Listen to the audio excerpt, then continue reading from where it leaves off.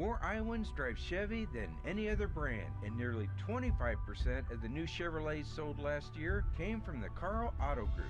Since 1978, we've exceeded expectations with an unbeatable selection and hard work that makes us your dealer for life. Come see why Iowans trust Carl Chevrolet with locations in Ankeny, Stewart, and Webster City. Your dealer for life, it's the Carl way. At Ankeny Community School District, we know the power of public education. Your child's preschool, transitional kindergarten, and kindergarten journey begins here with a strong foundation. Certified educators provide an engaging curriculum in safe, nurturing environments. Space is limited for preschool and transitional kindergarten. Experience Ankeny. Preschool is free, and the strong start we provide your little learner is priceless. What if you could create memories that would last a lifetime? That would be pretty cool. Well, now you can.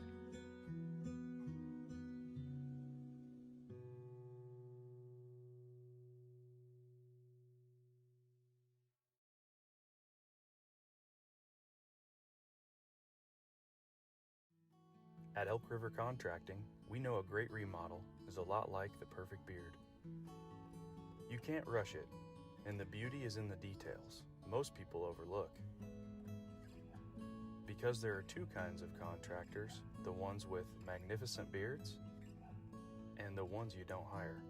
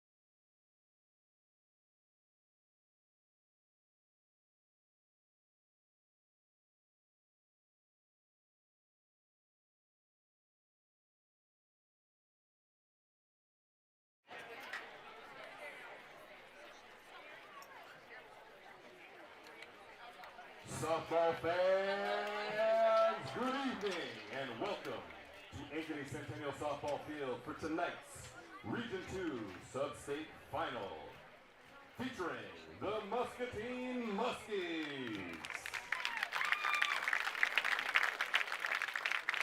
Taking on the Centennial Jaguars. Tonight's winner moves on to next week's 5A state tournament in Fort Dodge. When our game begins, the umpires in charge are Jason Slater, Carl Woolridge, and Daryl Erickson. Trainers ensuring the safety and well-being of both teams, courtesy of Ankeny Doctors of PT, are Mackenzie McCoy and Emma Dyken. Muskies are led by head coach Steve Hopkins, assisted by Bob Gox and Becca Hay. Starting lineup for the Muskies, leading off, playing center field, number 11, Mia Molina. Batting second and playing shortstop, number 2, Lily Gray. Batting third, the pitcher, number 21, Skylar Peterson. Batting fourth at first base, number 5, Hattie Hoops. Batting fifth, the left fielder, number 8, Reagan Carver. Batting sixth, the designated player, number 12, Autumn Wheeler. Batting seventh in right field, number 3, Clara Fox. Batting eighth at second base, number 24, Paisley Bear. Batting ninth and playing third, number 14, Kagan Shooty. And the best player for the Muskies, catcher, number 7, Jenna Swift.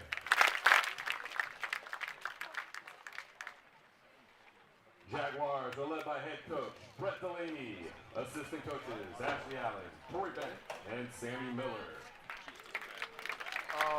And now, starting lineup for the Jaguars. Leading off, right fielder number 17, Corey Lincecum. Batting second at second, number 22, Ava Faber.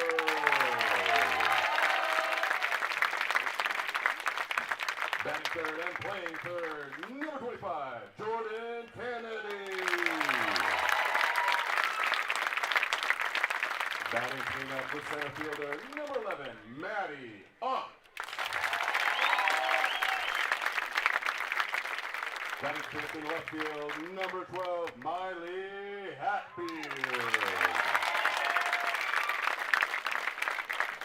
Batting sixth at first base, number 26, Delaney Weibel. Batting seventh to designated player, number 19, Lauren Sandholm. Batting eighth behind the dish, catcher, number 1, Emmy Ott. Batting ninth, the shortstop, number 9, Cammie Starr.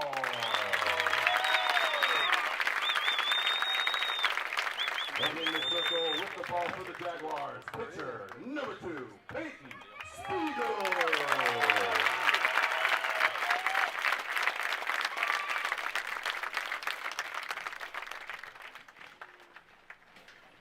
At this time, we ask that you please rise if you're able. Remove your caps for our next.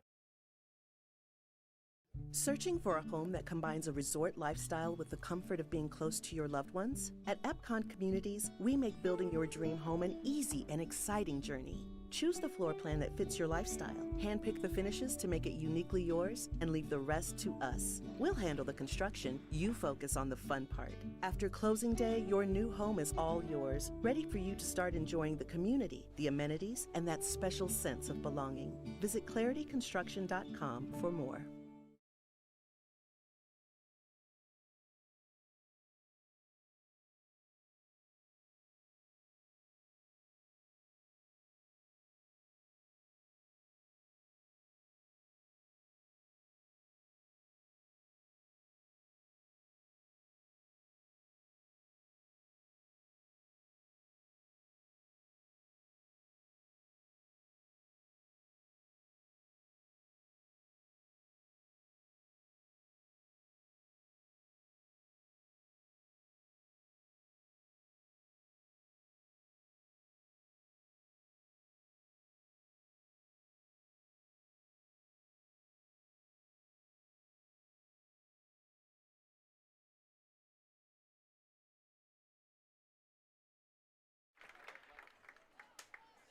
And welcome back to softball here on Centennial Digital on the Carl Chevrolet family of networks. Andy Pollock, Kevin Fisher with you here tonight.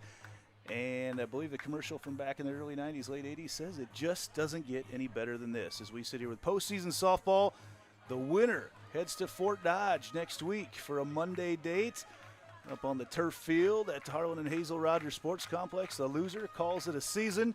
And Fish, we've watched this Centennial team all year long, and you just kind of feel like this is that team of destiny. Yeah, we've seen them just win in all sorts of ways this year and been pretty dominant throughout that run.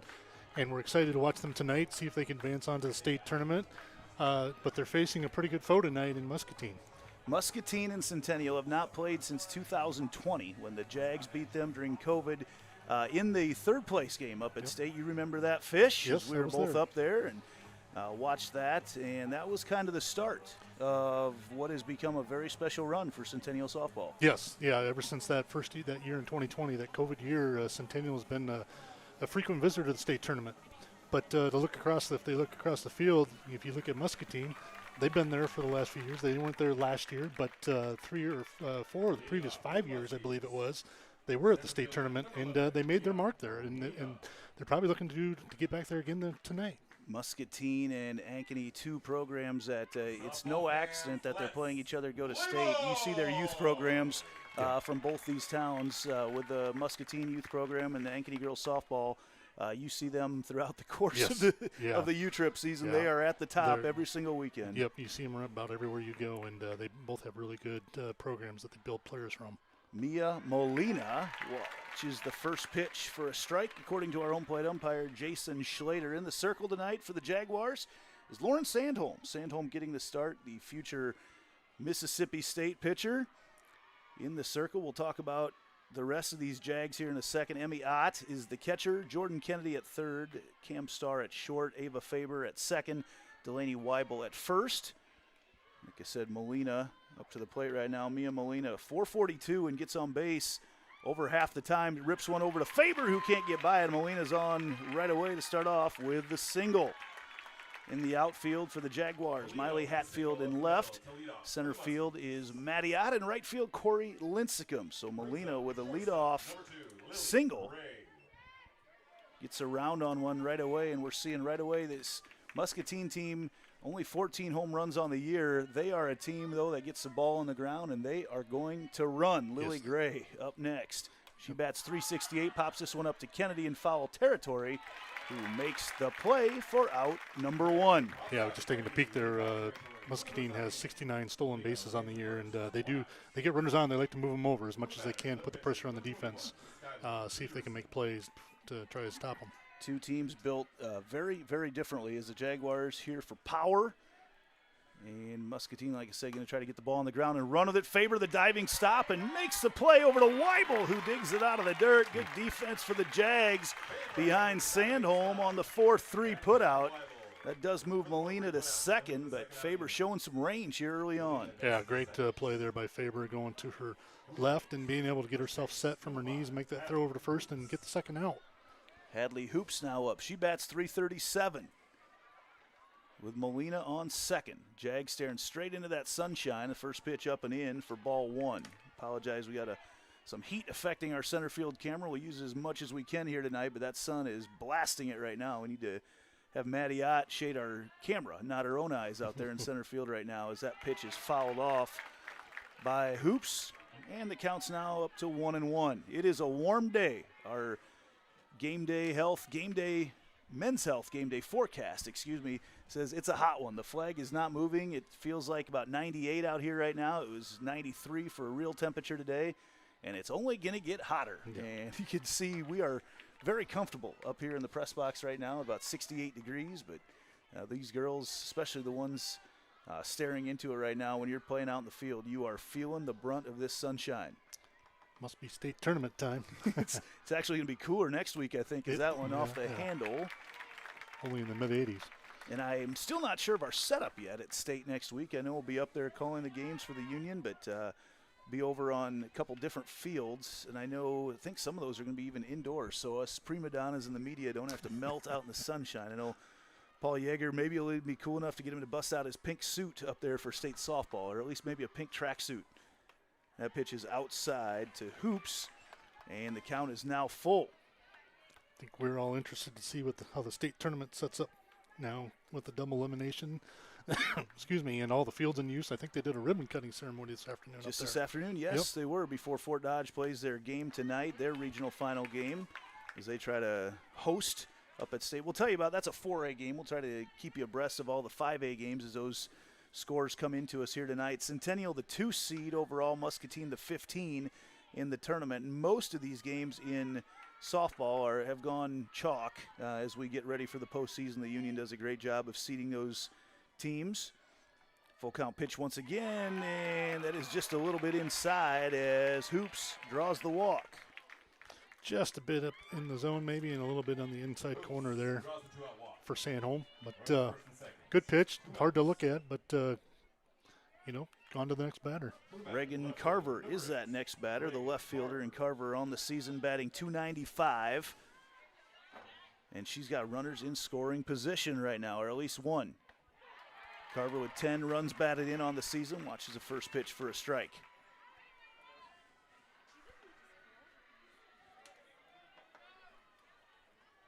Sandholm stares into that sun to get the call from Emmy Ott, and misses just upstairs with that pitch. Not by much. great crowd on hand here tonight. It always is, especially when regional finals are coming into play. Muscatine's brought a great crowd over as well. Yeah, I was just looking down there a second ago and noticed that not only down here in the bleachers, but I think they have a few scattered out there in the outfield too. I got here about 4:30 to start setting up, and there's probably 25, 30 chairs and blankets already reserving spots, and saw the line stretching out quite a bit here tonight as Sandholm lines this up on the 1-2. Goes outside with that pitch. Sandholm tops out in the mid-60s and gets a lot of movement. Loves to change the planes on the batters. Up and down a lot. 2-2 the count right now to Carver. Swing and a miss. Sandholm gets her first strikeout of the night. And after a leadoff single, Muscatine not able to do anything. Jaguars will go to bat here in this sub-state final on Centennial Digital on the Carl Chevrolet family of networks. More Iowans drive Chevy than any other brand, and nearly 25% of the new Chevrolets sold last year came from the Carl Auto Group. Since 1978, we've exceeded expectations with an unbeatable selection and hard work that makes us your dealer for life. Come see why Iowans trust Carl Chevrolet with locations in Ankeny, Stewart, and Webster City. Your dealer for life. It's the Carlway. At Ankeny Community School District, we know the power of public education. Your child's preschool, transitional kindergarten, and kindergarten journey begins here with a strong foundation. Certified educators provide an engaging curriculum in safe, nurturing environments. Space is limited for preschool and transitional kindergarten. Experience Ankeny. Preschool is free, and the strong start we provide your little learner is priceless. Look at the infield there for Muscatine as they get set on the defensive end of things. They're going to go to battle tonight with a senior. Skylar Peterson, the ace on the year, 24 games played. She is 14-9, but check this out. Her ERA is only 2 3/4, 2.75. So she is efficient up there at the plate, and she does not walk many either. 36 walks on the season, but considering that's over the course of 132 innings pitched. Yeah, so she's their workhorse, definitely. And when you look at those numbers and you see that, she's very consistent and has been, like you mentioned, very efficient when she's out there on the mound for the Muskies. Jenna Swift is her catcher. Corey Lincecum to the plate right now. Lincecum, the senior, future Drake Bulldog softball player, batting .488 on the season with a mess of home runs, up into double digits. Good look at Corey there.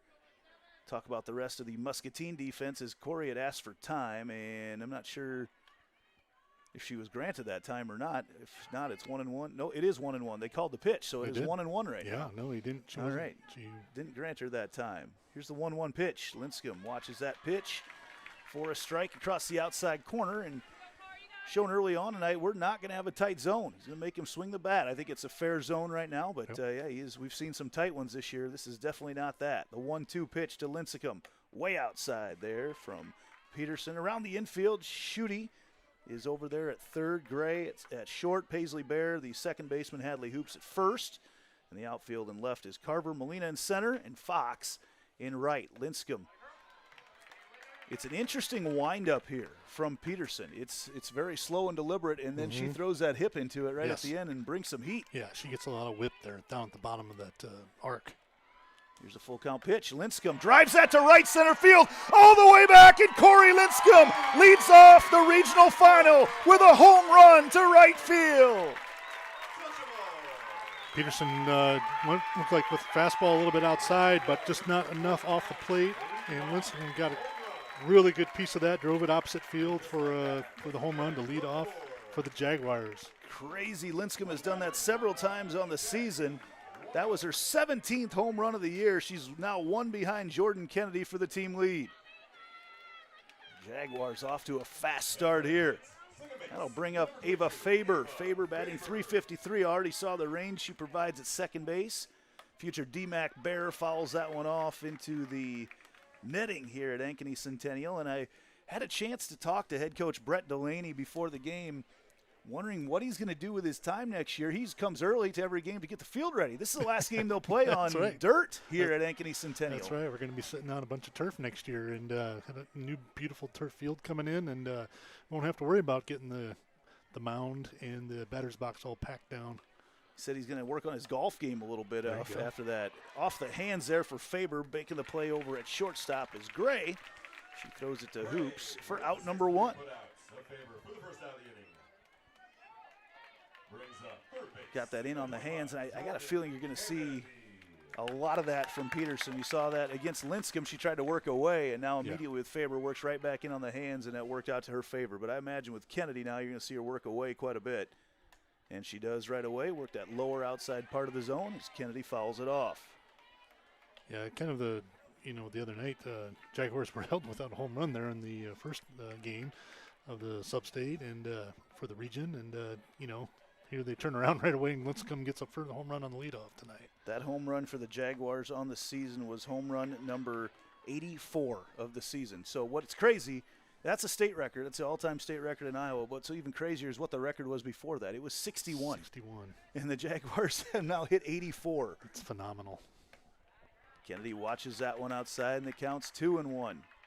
And it's not just one player doing that. We've talked about it several times. We've talked about that several times. You got 11 players for this team that hit a home run in varsity action. You got 4 of them that are in double figures for home runs for the year. It's just 7 of them have hit over 5. Yeah, and 5 is a really good year, for players. And it's amazing what they've done. They've just worked so well on their hitting in the off season, and it's just really shown this year. Kennedy on the 3-1 watches the pitch. As a strike, we get the delayed call up here. I was surprised she came at her with that pitch. That was right down the middle on 3-1. You don't often see that to Jordan Kennedy. Yeah, you could probably call me surprised a little bit on that pitch, too, and I think Jordan was also. I think she wasn't expecting it right there, and so she held off. Here's a full count pitch to Kennedy, and she fouls it off. The netting is the play made by Swift off the net, and banana ball, it's an out. Tonight we play on. That's right. Kennedy batting .481, future Minnesota Golden Gopher. And we'll have a chance to talk to her Aunt Heather, who's here tonight fresh from calling the World Cup. She was a PA announcer down in Houston from the World Cup, a sports announcer out in L.A., and she is here in town tonight. So Heather's had a chance to watch Jordan play a lot on our streams and follows her career closely, and she's here tonight, and we decided we better have her up here. So we're going to bring her up in the 3rd inning and talk to her a little bit on the full count pitch to Kennedy, who hacks at it. Play over to Gray once again, and Gray gets the out. That was a lot closer, I think, than she was imagining it would be. Yeah, when the ball came up there over to Gray, it kind of double clutched before she got the throw off, and just for a second there, that throw almost didn't beat Kennedy to the bag. Kennedy got a little Baltimore chop into that one. He got it hard off the plate. Yeah. Just enough of the bounce.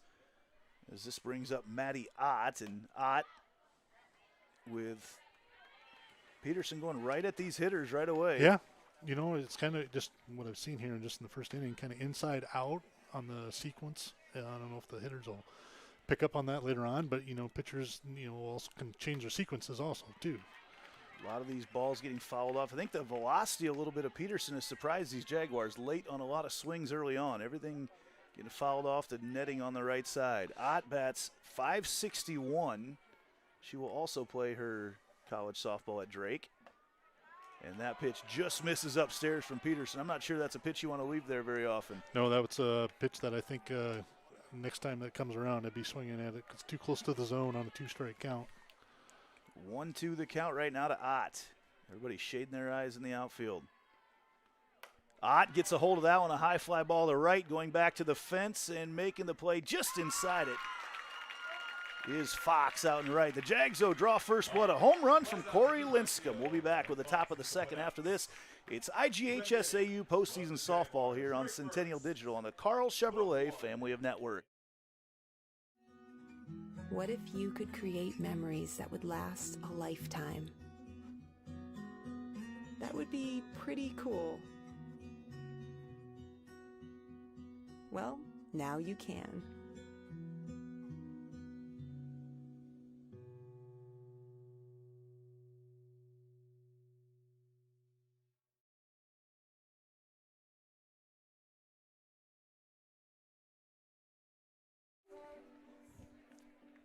See Sandholm getting ready to start the second inning there. We want to be sure and take a moment to recognize some special businesses who have made postseason streaming possible tonight on the Carl Chevrolet family of networks.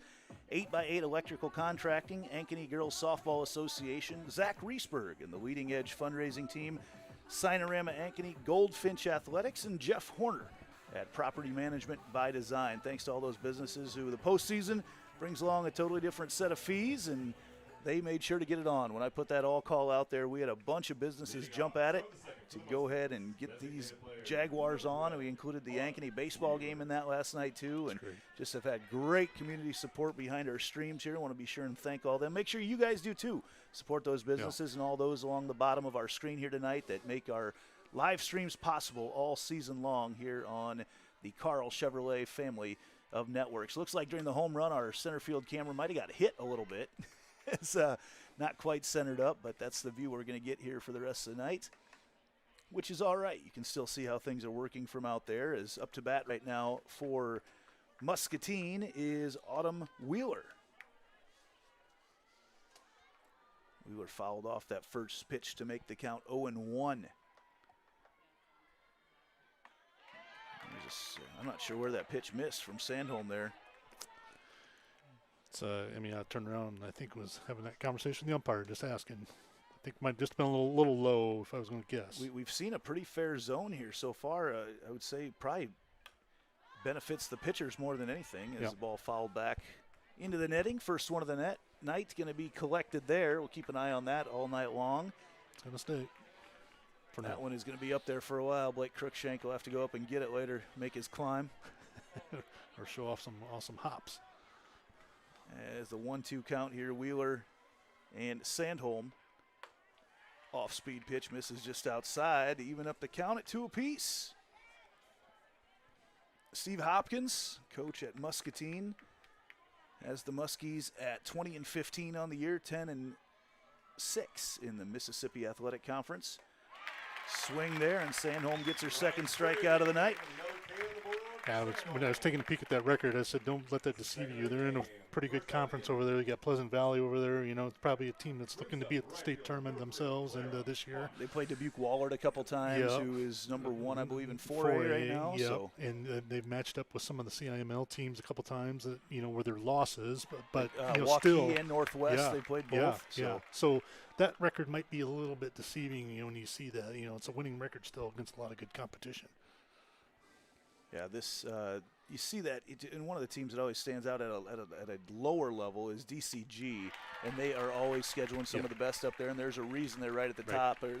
They were smaller. Now they knew that they were going to be eventually into 5A, and here they are tonight playing to go to the 5A state tournament against Prairie. That's right. We'll try to get some of those scores to you as the night goes on. As that ball fouled off Emiot's noggin, they're going to check on her quick as umpire decides that the plate's a little dirty. Time to make sure everything's cleaned up. A little gamesmanship there. Love seeing just that the game within, not the game within the game, but just the respect that the umpires and catchers have for each other. Yeah, it's a two-way street there. You see that when the catcher takes one off a noggin or somewhere else on the body part. Umpire takes a break, and if the umpire takes one, the catcher goes out and talks to the pitcher for a second while the umpire collects themselves.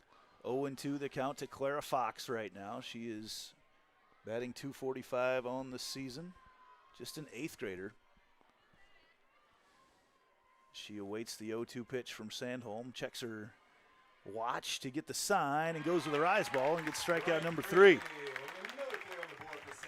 Sandholm finding a little bit of a groove here in the last couple batters, just with she's got 3 Ks in a row there now. Strikes out the side, or looking to strike out the side, excuse me. Just looking at the crowd in the outfield right now as they gather up, and just still have, I assume, J-Star watching out there as well as that hopper to Weibel. And she calmly steps over and makes the play. 1-2-3 go down for the Muskies.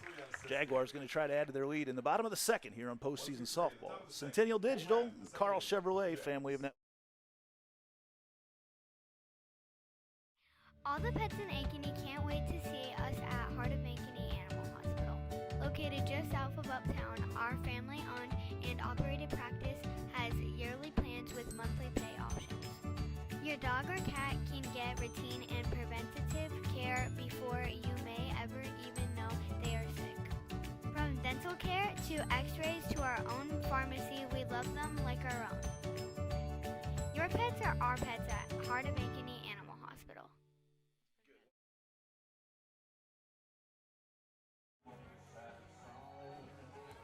Look there at things coming out for Muscatine as we look at other games going on tonight. Linmar trying to pull a little bit of an upset at Kennedy right now. They lead 1-0.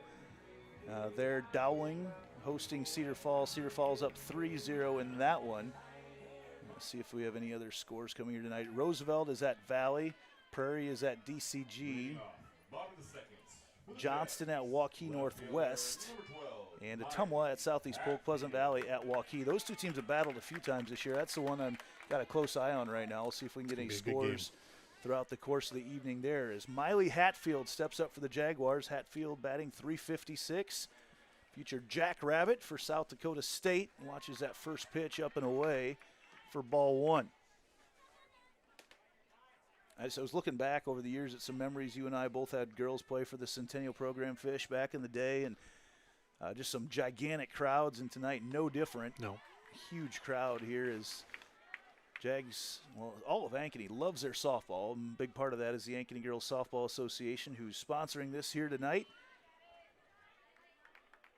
And they get these girls loving softball at an early age, and they get the community loving softball at an early age. It's just so awesome to see when you look at, and like you just said, look out here, and it is full here in the bleachers.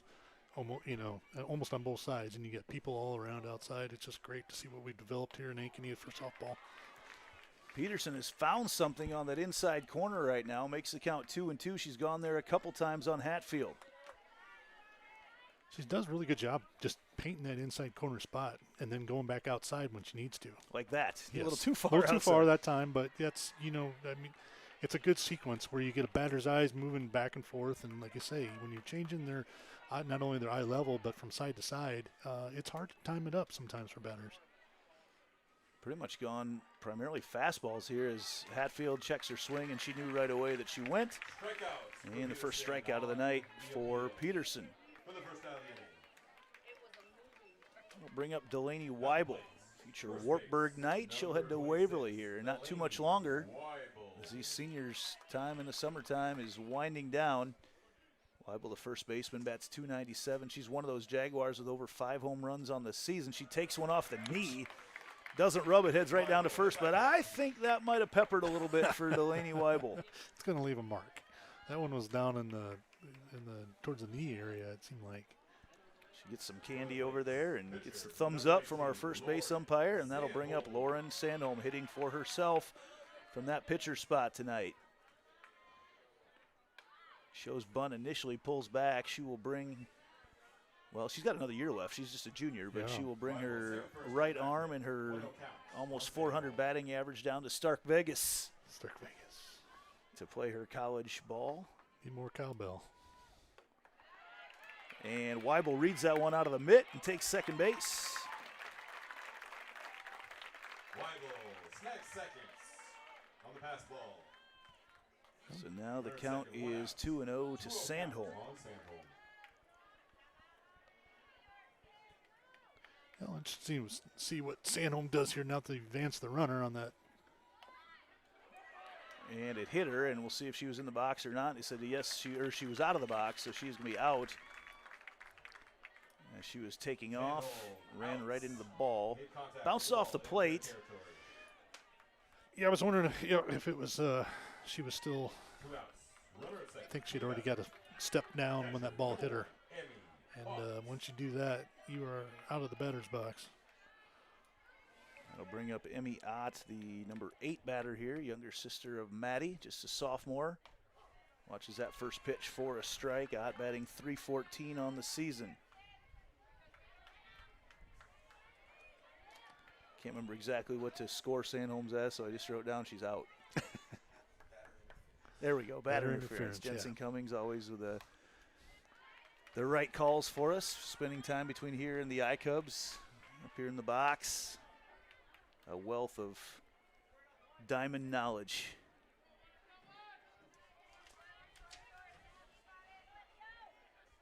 As it is now 0-2 to Emmy Ott.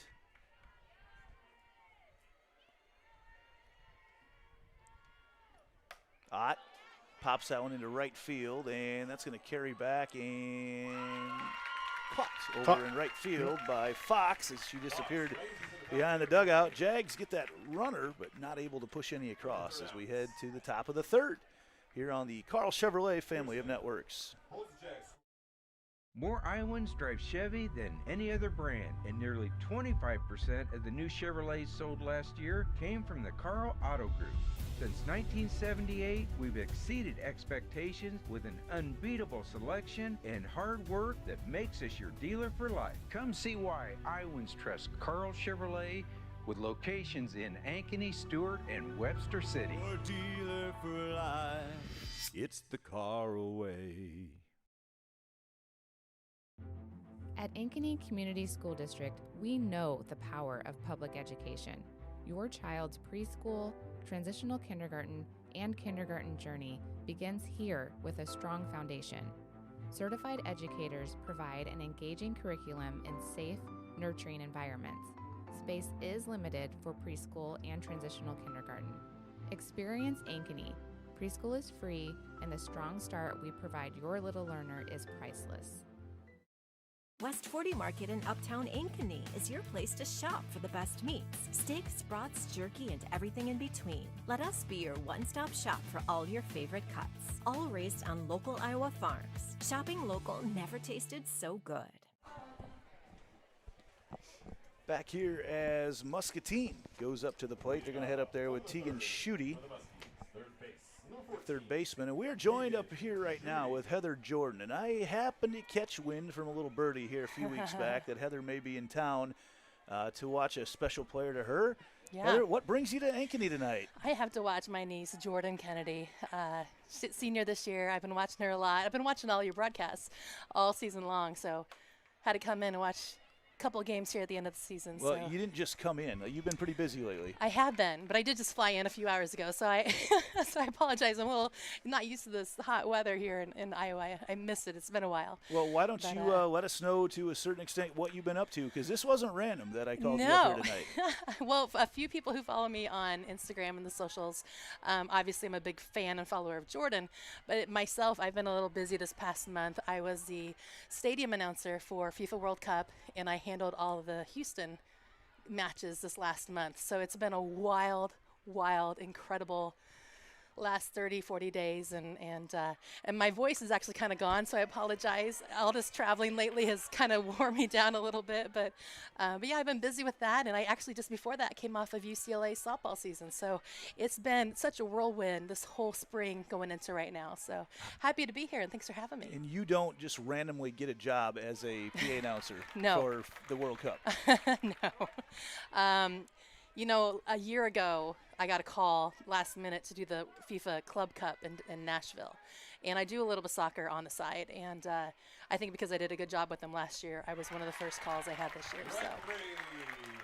You've obviously been a fan of Centennial softball for a while. You've been out in Southern California and following UCLA quite a bit. Yeah. And we talked a little bit the other night. There's a lot of parallels between the UCLA season and the Jaguar season right now. This Jaguar season has been incredible if you really look at the quality of batting they've had. And, you know, it's not easy to hit a home run. And it looks so easy when we watch these girls play each year. You know, I've been watching them since, you know, they were 8 years old in 8U softball. And they're very talented, but to see the caliber of their hits this year is incredible.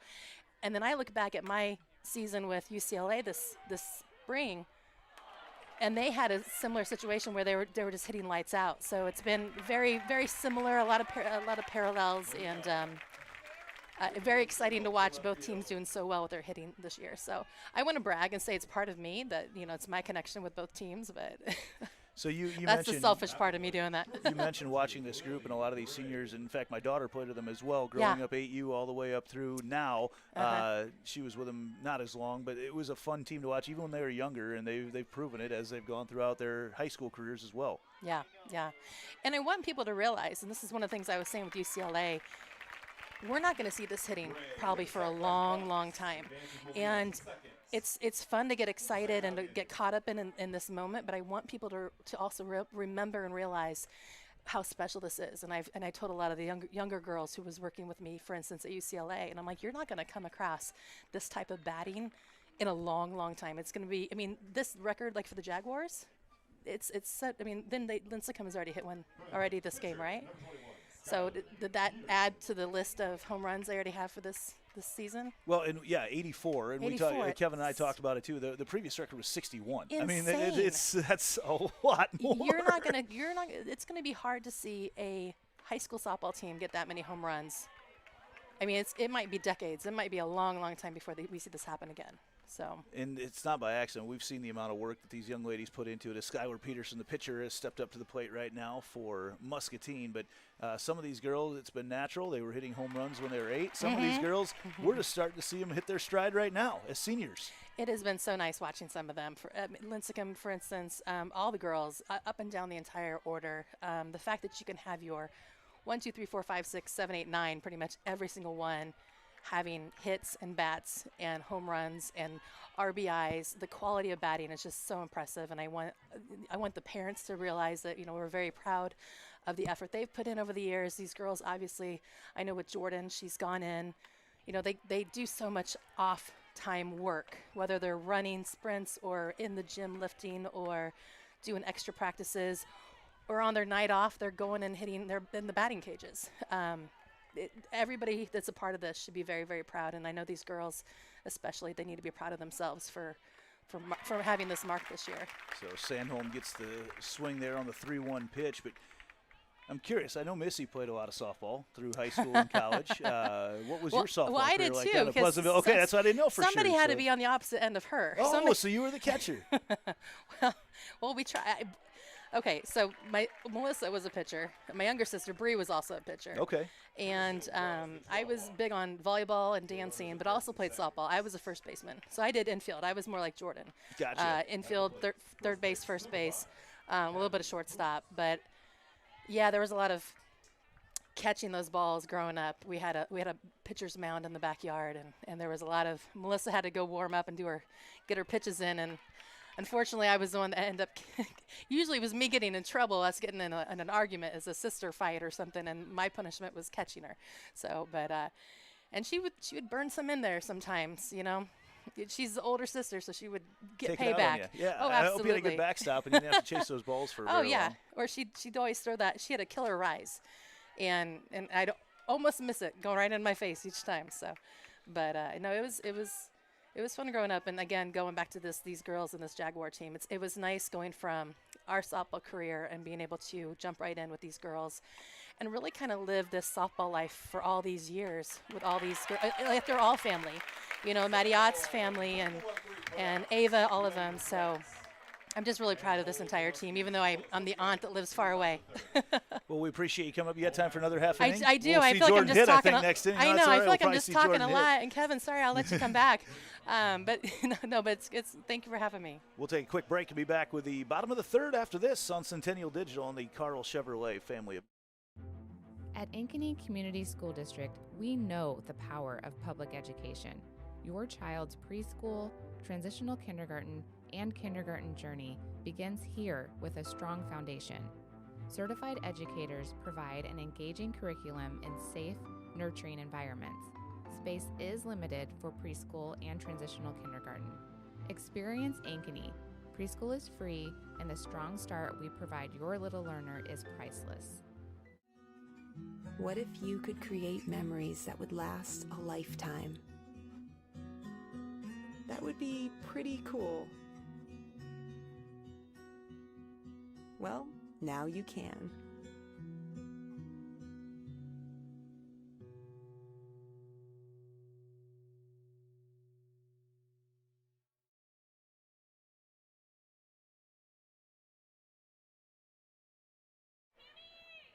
Cam Starr, the leadoff batter for the Jags, number 9 batter, hacks that one over to third, and she's going to get onto the air. Got the tough hop there, and I thought it was played nicely over there by Schutte. Did the right thing trying to charge it, because if she would have waited, there was no chance she was going to make that play. And Starr, the number 9 batter, gets onto the leadoff there, and it brings back Corey Lincecum, one of those players you mentioned. And Corey, earlier in her career, wasn't necessarily noticeable with her power, and wow, she has come on big time. This year has been great for her, absolutely. Here with Heather Jordan, and Heather, I mentioned earlier on, is Jordan Kennedy's aunt, but Heather is well known as the voice of the FIFA World Cup. She was a PA announcer one of them down in Houston. And I'm very curious, though, about this whole process, because you're bringing a lot of cultures together, a lot of languages together. Yes. What is that like as a PA? Did you have to know anything else? I mean, the pronunciations of the names. I mean, you had Japan, Brazil. That's not Pleasantville, Iowa. Well, it's not, and neither is Germany. And honestly, the hardest was probably Netherlands, because there's a lot of Vander Kampen. Well, there's a lot of it's that Deutsch. It's it's the German H, that part that you got to say with those names. You're kind of coughing it out. That was a little inside. Yeah, no, it's just talking about prep for those type of things. You know, obviously going into the FIFA World Cup, you're going to do your best. So yeah, there was a lot of prep on looking up the names, pulling up interviews of people hearing them say their own names. That's a big key, right? It's one thing to have the coach say their name, but then if you say your name to me directly. And let me tell you, sometimes they don't even say their own name correctly. And that happens more than once. You'd be surprised how many players, or they'll say, well, I can say my name either way. And I said, well, how do you say your name? Well, how does your mom say your name? And so that's where I get to the point. It's like, we're going to do it that way. Yeah.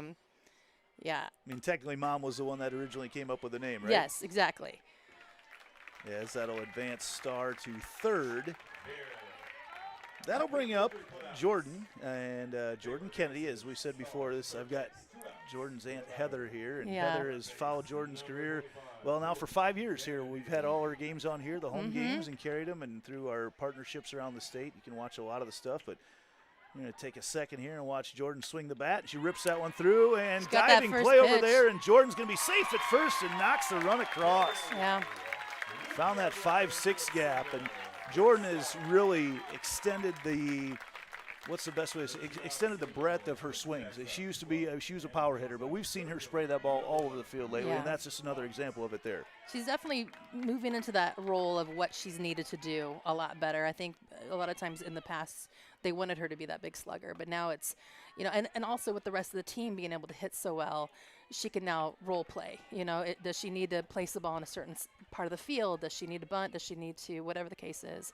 I think, you know, she's able to manipulate her bat a little bit more this year. Maddie's another one who's just having a really good year. Maddie's been one of Jordan's really good friends over the years, so I followed Maddie for so long. And I'm really excited to watch these girls play in college, by the way. Yeah, you're going to see a lot of them. Yeah, well, and here's what's even crazier. So I'm the announcer for UCLA, and Jordan's going to Minnesota, which I'm not going to say I had any push for her to go to the Big Ten, but I did let her know that if she goes to the Big Ten, there's a good chance I will be announcing her games if she makes it to UCLA. So we're hoping in about 2 years, if everything stays in order. Ott puts that through the gap, and that's going to move Kennedy up to second, and the Jaguars trying to put together a little two-out rally here. And, yeah, I didn't even put that together. Jordan's going to be coming out and playing. So, and that'll be the first time I've ever announced anything that she's done. So, let me tell you, I've called my own kids' games, and for a little while, it's fine until they become seniors. And then it's not fine anymore. I already know with Jordan, she's going to say, don't act like you don't know me. She's going to be like, I probably won't know who you are while you're out there. Yeah. No, I don't want to embarrass her. She's gotten good, though, as she's gotten older, but. Jordan's such a quiet kid. Everybody's playing over that 5.5 gap over there, and Hatfield can't quite get that one through. Jaguars with a couple more hits. Add another run. Heather Jordan, thank you for joining us. Thank you for having me. Welcome back to Iowa. Oh, yes, thank you, and I love it. Hopefully I'll see you guys again soon. All right, from L.A. via Houston, and yeah, she's been all over the place. That song, I've Been Everywhere, that's about Heather Jordan's life. So we'll be back with Kevin Fisher behind the mic as we head to the top of the fourth after this postseason softball in the Carl Chevrolet family of networks. At Elk River Contracting, we know a great remodel is a lot like the perfect beard. You can't rush it, and the beauty is in the details most people overlook. Because there are two kinds of contractors, the ones with magnificent beards and the ones you don't hire.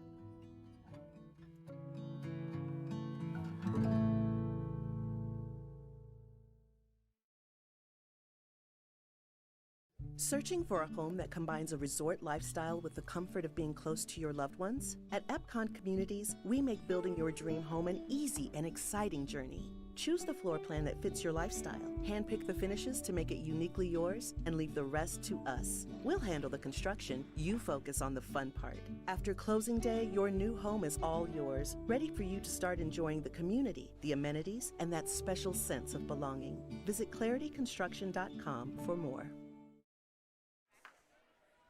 Starting the top of the fourth, as you see Lauren Sandholm working on a two-hitter at the moment. No runs have come across yet. Jags, couple single-digit numbers here as working through the order once again is Muscatine. This is Carver. First pitch from Sandholm is a strike. We do have a score from Valley down on Valley West Drive. Valley leads Des Moines Roosevelt 2-0 in the top of the third, and then after just talking with Heather right now, about said 2-0 in that World Cup mode.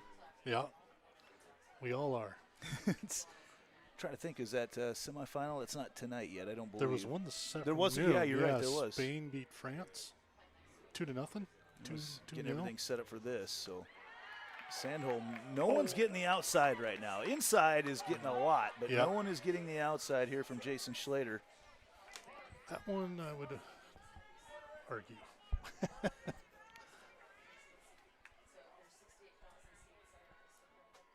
And that time Carver goes after the outside pitch. Carver struck out in her first at-bat tonight. Sandholm got through that top part of the order once again unscathed. Gives up a couple base runners, but you'll allow it here and there. Yep.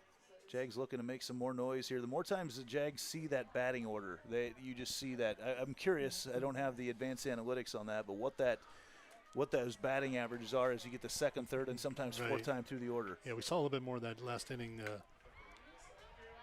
Star gave us a glare from her glasses. Yeah, she grabs that one out of the sky. Going to wait for the call on that one. I was just going to go back and say, you saw the Jaguar hitters get up there and they're putting the bat on the ball. Maybe it didn't get in play necessarily, but they were putting the bat on the ball a little bit and making decent contact with it.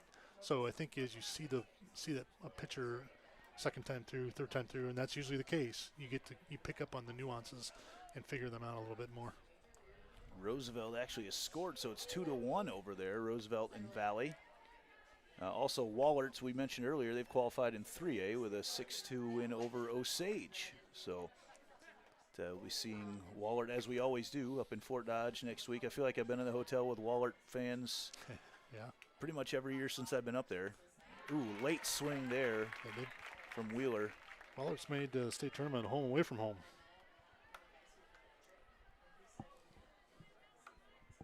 1-1 the count right now to Wheeler. She also struck out in her first at-bat tonight. Pitching from the sun into the shadows. Sandholm gets that second strike, and Ott thought it was a strikeout, went to throw it around. And actually, I did too, but they say it's a 1-2, and it did say 1-2 on the scoreboard, but missed that first pitch. So here's the 1-2 from Sandholm. Here's with a change-up. Lauren changing speeds for the first time tonight. Wheeler realized it was a strike and swung as she was heading to the dugout, I think. Yep, she just noticed the pitch a little bit late, and that inside corner has been where we get a lot of calls on strikes tonight, and it's even a little bit generous inside corner, if I would call it that, for both pitchers. Clara Fox steps up to the plate. Watches that first pitch for a ball. Jaguars on the season 37-3, 2 losses to Waukee Northwest and a loss to Valley. So pretty good company when you've lost twice to the number 1 team and once to the number 3 team.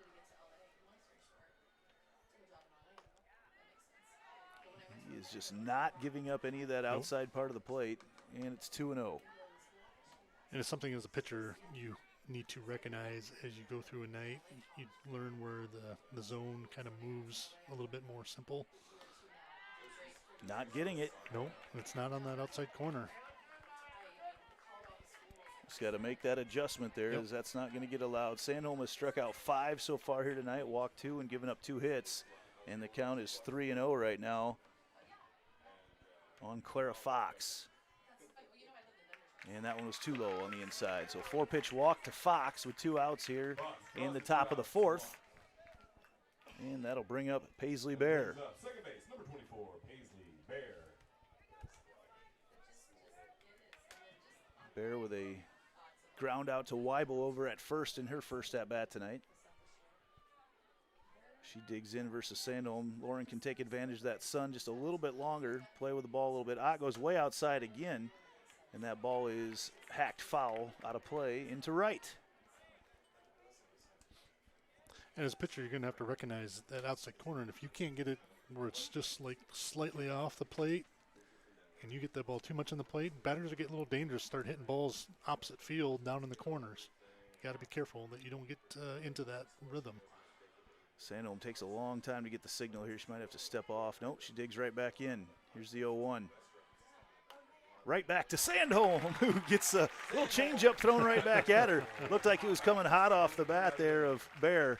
And Sandholm just kind of holds the glove up, makes the play, and the Jaguars going to go to work here in the bottom of the fourth after this on the Carl Chevrolet Family of Network. All the pets in Ankeny can't wait to see us at Heart of Ankeny Animal Hospital. Located just south of Uptown, our family-owned and operated practice has yearly plans with monthly pay options. Your dog or cat can get routine and preventative care before you may ever even know they are sick. From dental care to x-rays to our own pharmacy, we love them like our own. Your pets are our pets at Heart of Ankeny Animal Hospital.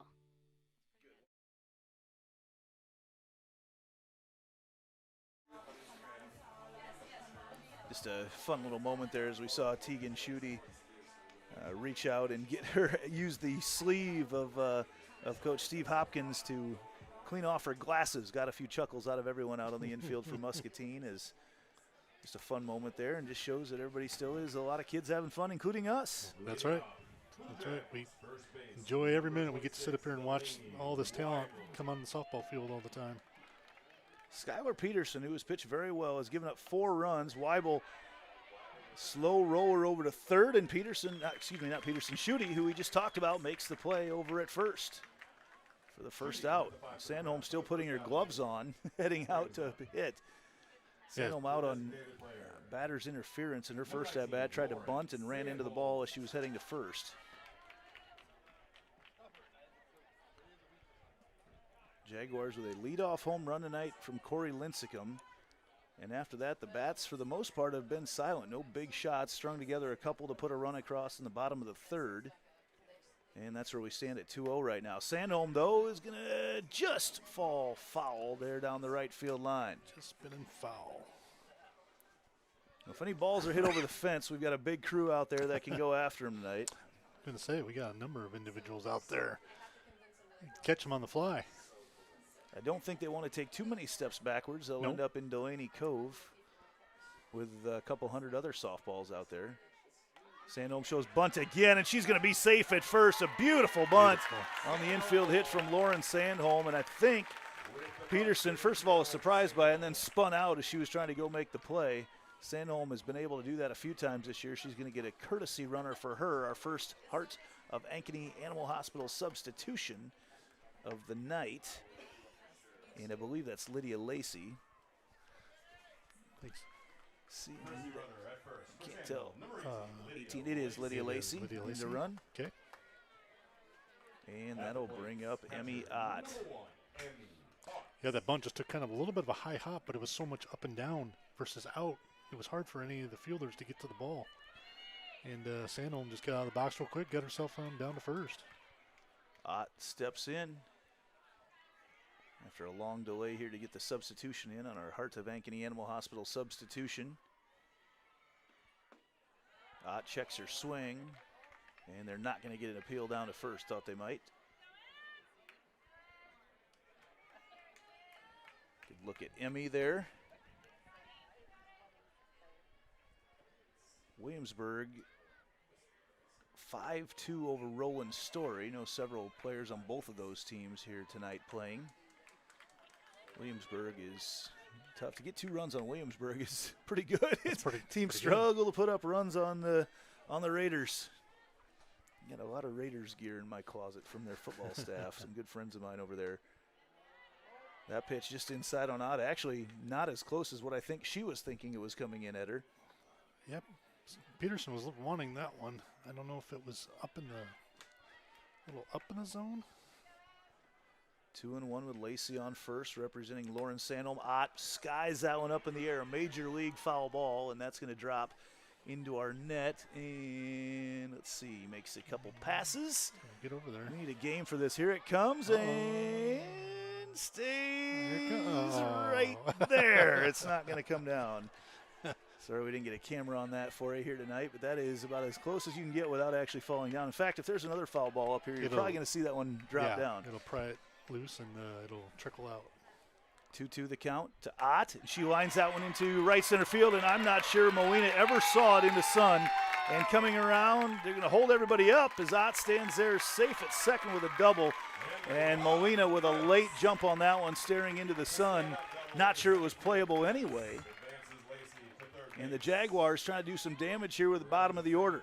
Yeah, if you can see on the camera there, we're at a straight shot there. You could just see that she just did not have a sight on the ball. She was staring directly into the sun. And by the time she saw it, the ball was almost to her, unfortunately. Cam Starr steps back up to the plate. As Sandholm will go into another Heart of Ankeny Animal Hospital substitution to run at second. Sandholm will play her college ball at Missouri State. As Ott gets credit for the double. Little talk there in the circle with that whole infield and trying to limit the damage right now. And in fact, if you got to feel like if Muscatine can keep the Jags from scoring in this situation, they're going to carry a lot of momentum towards that top part of the order here as we head to the fifth. And I think that, and that's why Coach Hopkins is out there right now having a conversation because he realizes this is probably a key moment for the game. And, a couple runs come across, all of a sudden you're looking at a 4-run deficit. But if you hold them, like you say, you get a lot of momentum going into that fifth inning. So Peterson digs in against Starr. 1-for-1 on the night. Starr fouls that one into the netting and nearly snagged over there. Love to see the Jags get bases loaded back to the top of the order right now as Lacey on third, Sandholm at second, and that one gets into it. And again, I'm not sure she saw it, but we're going to get a sac fly from Starr, and another run comes across. And actually, that was Addie Frederick running as she gets close, gets to home right there. It's Addie Frederick running. Did a great job of tagging up and scoring the third run for the Jaguars there. So the Jags showing that they can not necessarily play small ball, but not have to score in bunches right now to take the 3-0 lead. And now back to Corey Linscomb at the top of the order. Linscomb hit a home run to lead off the game tonight. And then after that got called out on a just catching the inside shade of the plate, strike three. As long as the stitches catch the shadow of the plate, it's a strike. So we're going to go with that. 2-0 the count right now to Linscomb. Again, future Drake Bulldog. One of the negatives of, there are not many negatives to having as many people here as are tonight, but we got a lot of people hanging around our camera in center field, so it is getting bumped quite a bit. We may lose that one here in the near future. There's a number of hands hanging on that fence out there at the moment. I'm not sure whether there's some sort of warning just issued to the Jaguar dugout. I'm not sure what that was about, but it's 3-0 right now to Linscomb. Watches that pitch for a strike right down the middle.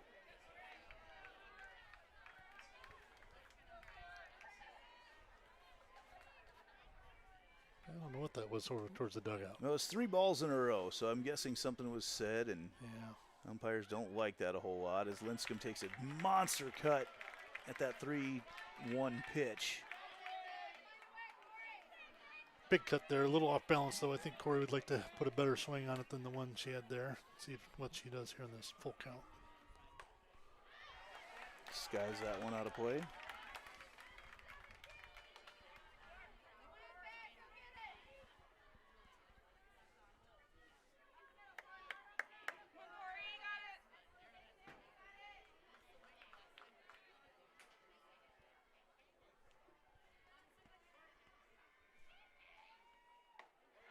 And that time he's not going to ring up Linscomb on the inside pitch. In fact, she got, delayed steal and going to score is Sandholm as Linscomb heads to second.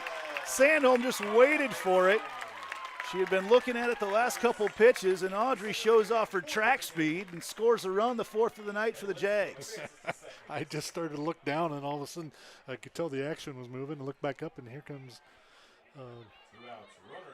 sorry, who came across the plate? That was there? Sandholm. Audrey Sandholm. Sandholm came across the plate and scored that run. And Linscomb went to second. And there's a strike on the inside corner to Faber. Yeah, that just caught Muscatine completely off guard with that delayed steal of home. 0-1 the count to Faber. Faber again gets around on that, and coming to third is Linscomb, and Faber going to be safe at first, and Jordan Kennedy's up with runners in the corners.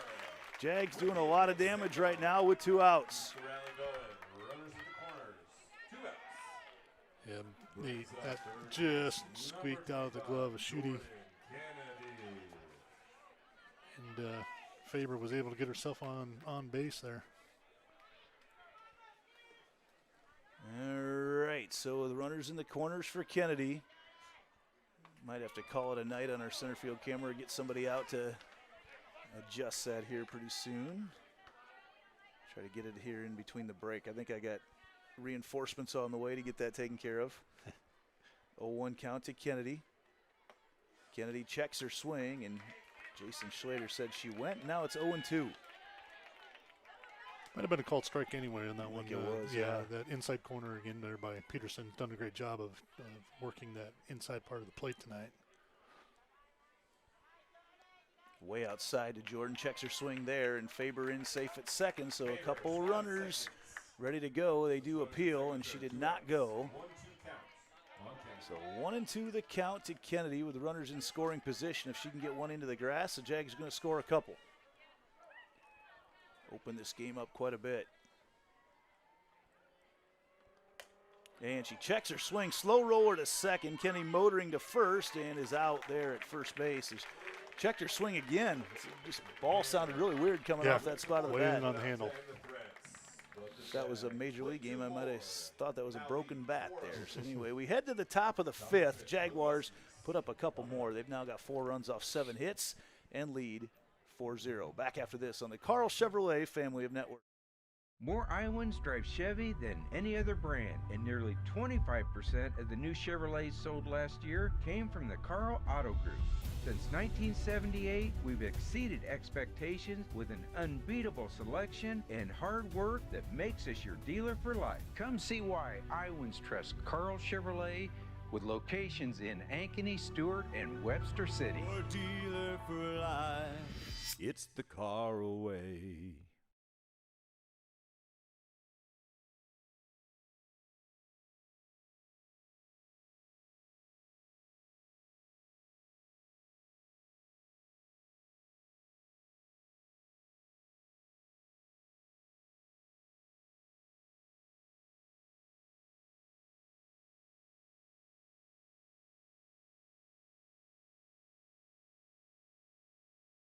Schutte. Yeah. Schutte up to bat for Muscatine as the Jaguars take a 4-0 lead into the top of the fifth.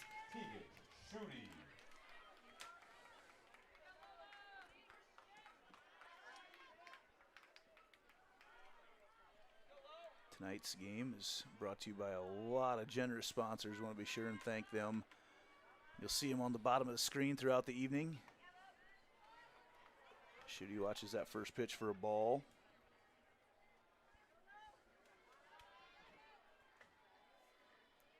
Sandholm, just a couple of hits against her so far through 4 full innings tonight. Goes in on the hands, and Schutte a defensive swing. We've seen that from both sides tonight. Peterson's gotten inside in the hands on some Jaguar batters, a lot of just kind of unsure swings, and same thing with Sandholm on the Muscatine batters.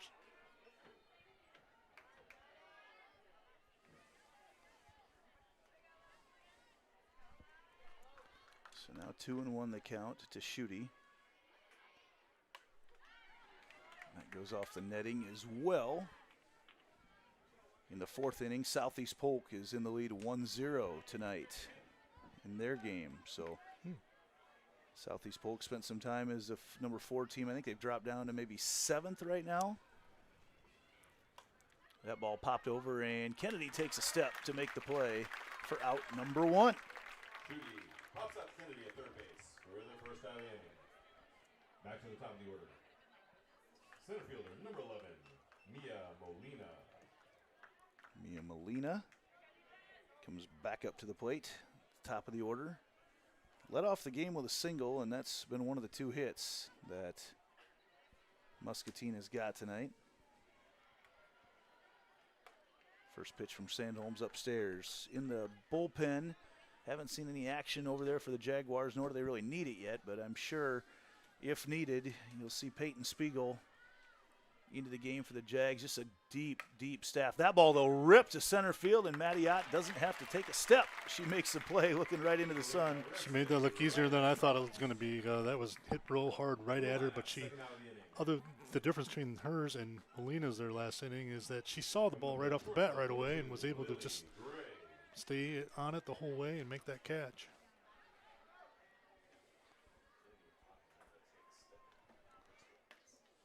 First pitch on the inside for ball 1.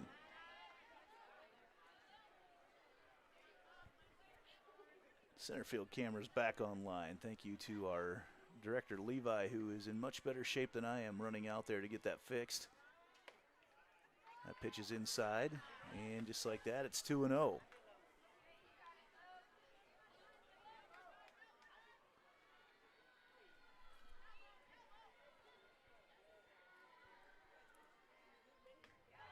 And there's a strike on the outside corner to Gray. Sun is almost out to center field. Gray hacks at that one, fouled off. And it's 2-2 with 2 outs. That was a little bit of an unusual foul. Fouled it off behind her, and it went backwards to her right behind her. That's unusual just because she was trying to take a little running start there. Looked like one of my golf shots. People are like, how do you hit it there? Watch. Sandholm on the 2-2, looks in.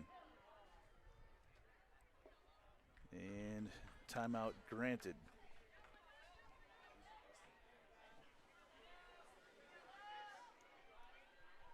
So Gray awaits the 2-2 pitch. Ooh. Foul, just foul down the right field line. That was very close. Almost snuck it right over the top of the bag down there on the first base line. Ripped it over at assistant coach Robert Gaunt.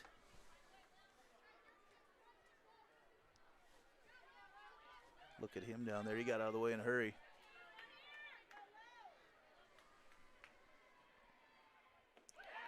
Changeup just misses low from Sandholm. Not by much there.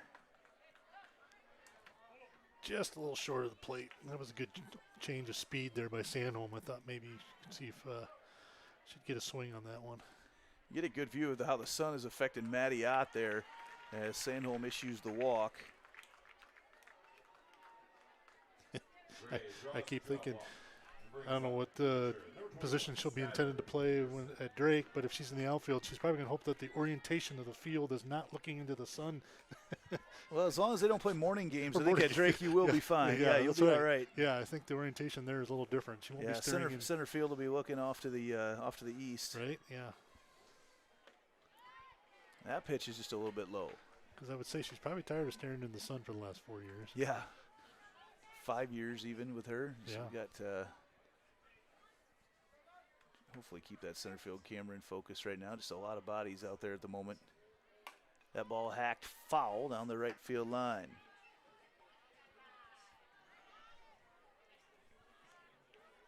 A 1-1 the count.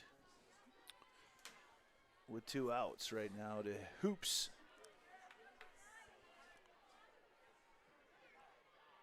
Sandholm takes a sign and gets, actually that's not Hoops, sorry, that is Peterson.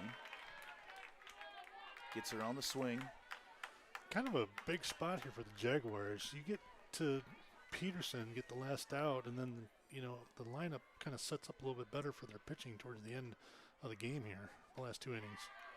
Again, not getting that outside corner, so moves the count to 2-2. Runner over at first is Gray.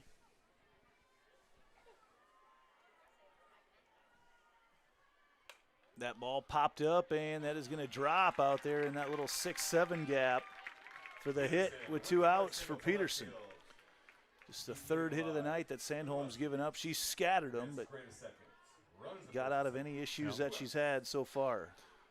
Yep, just fought it off. Good job by Peterson fighting that pitch off a little bit inside and got herself on base. Continues the rally for the visiting Muskies.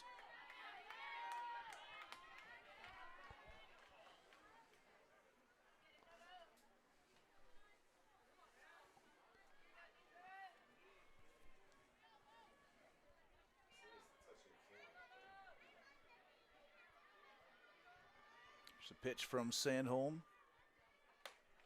Foul ball.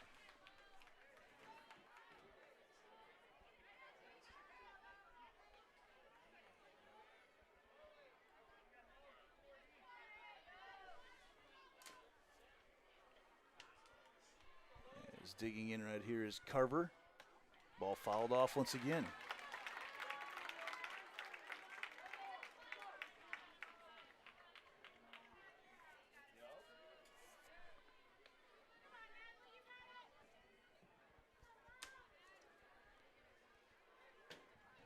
As Sandholm on the 0-2.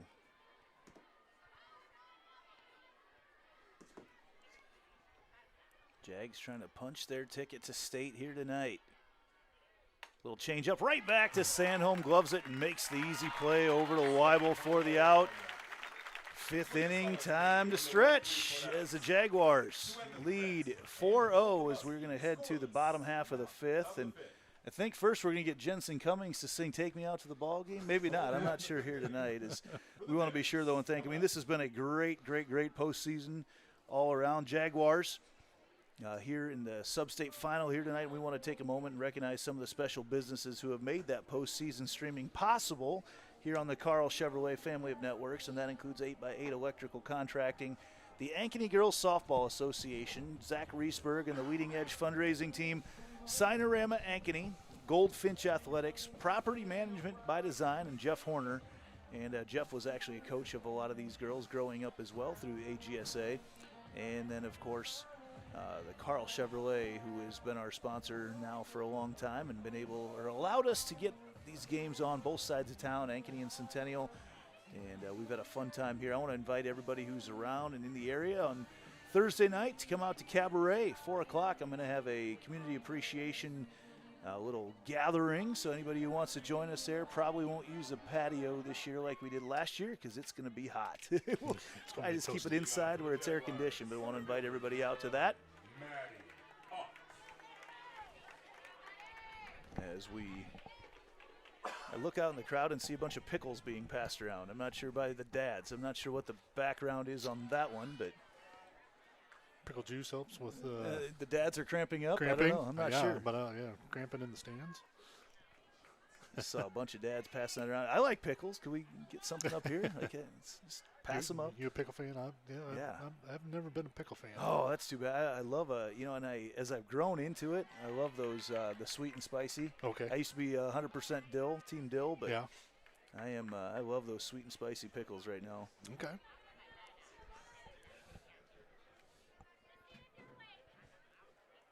As Maddie Ott now with a 1-1 count. Get a good shot of that crowd here tonight. It's a good one. Ott with a big swing on that outside pitch.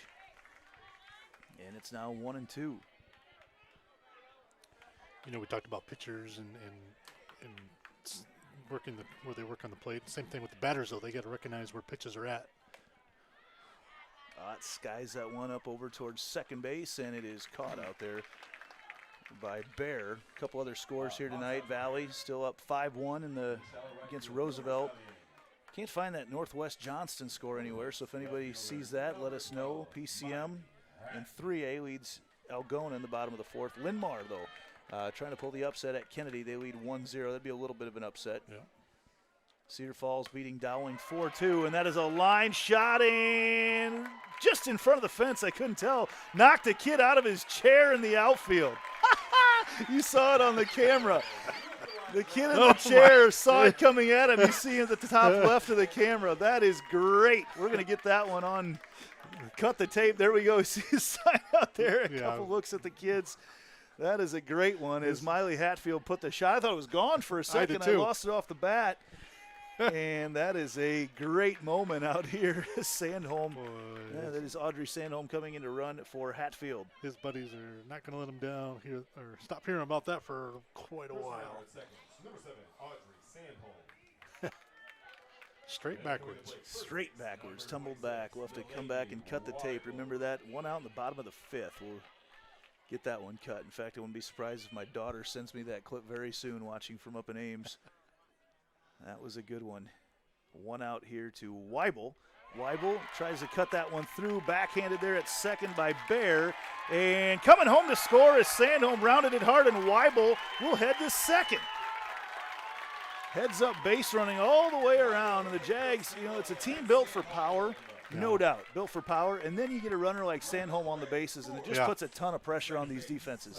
You're absolutely right, Andy. You know, they keep putting pressure on you in so many different ways, and just little things like that. That's a couple runs now that they've scored, just catching, you know, Muscatine a little bit back on their heels, not ready to make the next play, and that's what it was. It was the next play, and they just weren't ready for it. The Baltimore chop over the top of third, and that's going to bring Weibel around to score again, and the Jags are now up 6-0 with one out in the bottom of the 5th. Sandholm with a couple hits tonight, as well as a nice night in the circle. And she will have Addie Frederick come in to run for her.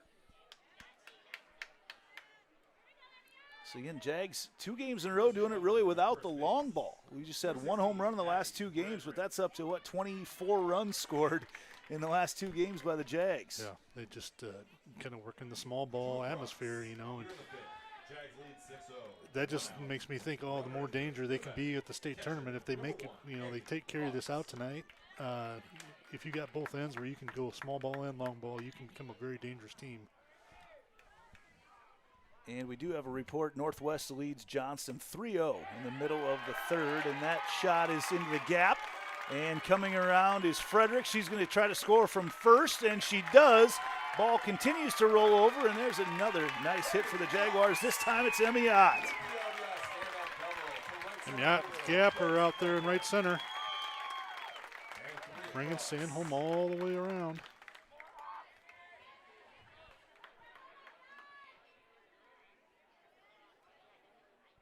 And the Jags now up 7-0, and the run that could send them to state comes out to second base. And that is Lydia Lacey, another Heart of Ankeny Animal Hospital substitution. If Cam Starr can put one to the outfield, this one's over, and the Jaguars have punched their ticket. Just like that. It's just it's crazy how, you know, you make a little mistake and then things can just kind of snowball into a tough situation here for Muscatine now. Starr steps up with one crack of the back and send the Jaguars to Fort Dodge via the mercy rule. And that's just foul, and Coach Delaney has shown a lot of agility over there at third base. This one, he decides that the ball's not a threat and doesn't even move, and I think I might have been hopping a little bit on that one. He didn't even pivot on that one, did he? He was pretty sure where that was bouncing to. I would imagine that. Got a huddle out there in the outfield. Starr pops that one up. And out of play, just looking at the outfield at those guys that are out there. I think they're going back to watch the replay right now. That's exactly what they're doing on the phone. You can see them all watching the replay. Those guys in the outfield. Oh, man, what a great moment as Starr fouls that one back over us. I can't wait to post that one later tonight. I was trying to figure out what they're doing, but you're right. They were looking at the phone. I thought they were doing like a little triage unit. You know, when you were younger and one of your buddies got hurt and everybody gets around, you try to figure out how to help them so they don't have to go ask their parents. Here's the 0-2 way outside, and that's going to send Lacey to third. And if they get another one of those, the Jags are going to be firing up the buses up north to Humboldt County.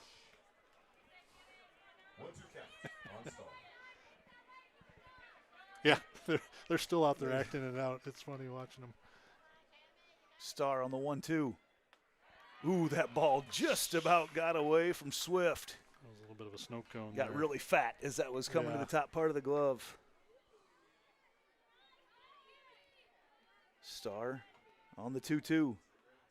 Swing and a miss, and we got to go back to the top of the order now with Lincecum. Strikeouts for Peterson for the crucial second out of the inning. Peterson, good pitch on the outside. Getting a crucial strikeout. That was big because basically all Star had to do was put that ball in play. Well, now Lincecum's going to try to end it. Big swing from Corey. Led off the game with a home run.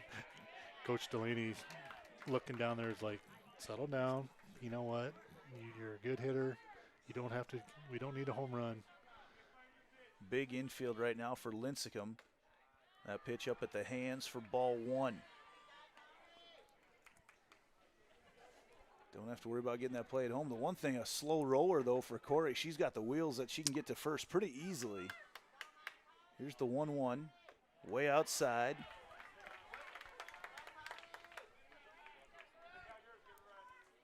Corey led off the game with her 17th home run of the year. No doubt an all-state season for her in the leadoff spot for Coach Brett Delaney.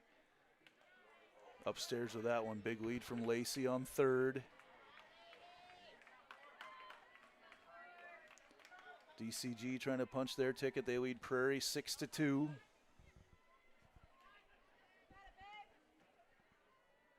I misspoke earlier. I was a county off. I said Humboldt County. I meant Webster County, of course. That pitch inside as Lincecum draws the walk once again. I got to get my Iowa geography correct. And I know we got people listening because I get checked on that right away. I know exactly. I'm going to drive. I can drive right there to the Harlan and Hazel Rogers Sports Complex. Yeah. Not sure what field I'll be on yet, but I can drive right there. Right. Drive there in our sleep. As that ball popped out of play by Faber. Lincecum was rolling. 0-1 the count to Faber. He's trying to get something to the outfield right now. Upstairs, Lincecum takes second with no defensive play made. Runners at second and third. Opens up a bag there for the Jaguars in case you have to make a tough play at first. 1-1 the count to Ava. Way outside.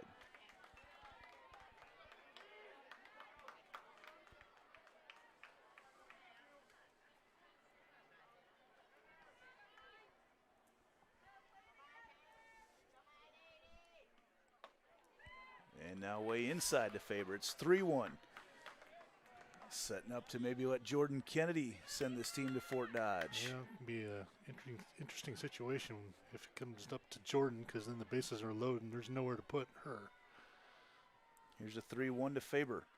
Upstairs, and the bases are juiced for Kennedy.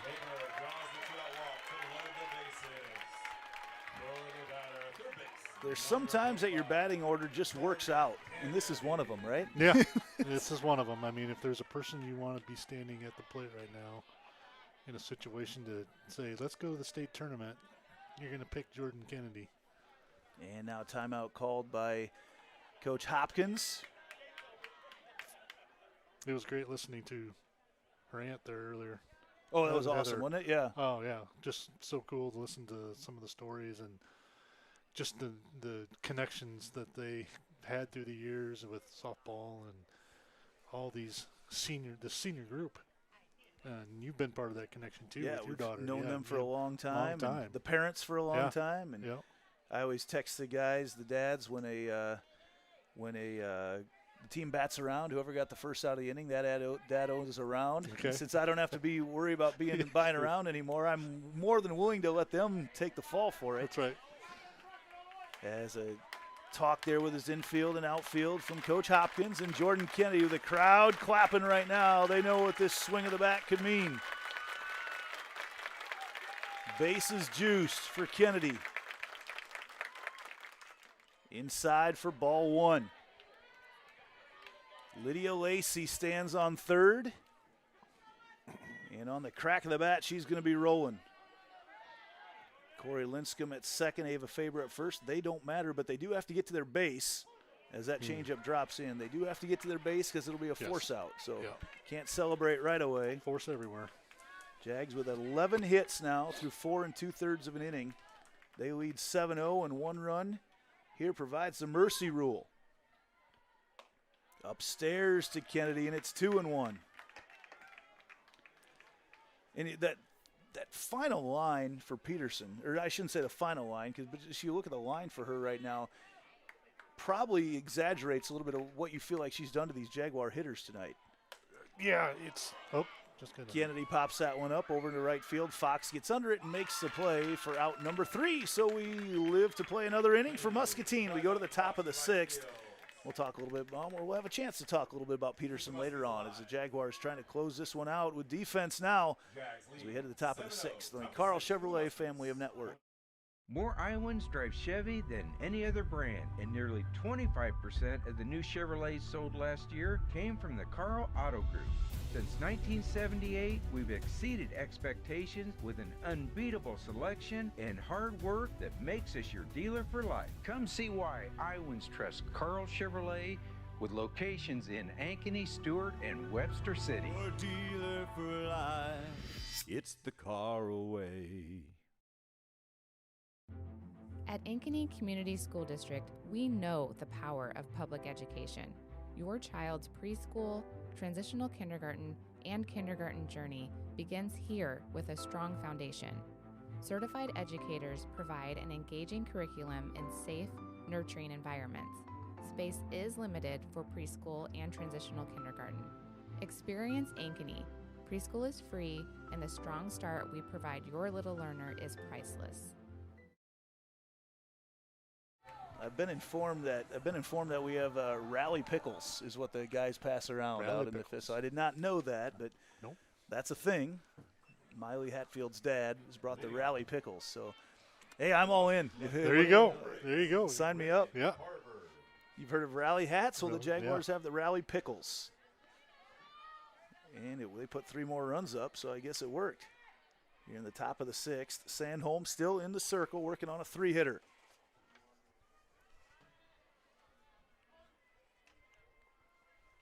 As her and Reagan Carver stare each other down there, and no pitch is thrown. Look there at Reagan. Checking the signals here. Interesting swing from Carver. Very just trying to get a bat on the ball. Looked like a 2-strike swing, not a first pitch of the at-bat swing. It was trying to see what she was going for. She was faking the kind of that bunt setup and then went back into a hitting stance, but it was a little delayed. So Sandholm going to get her communication device fixed.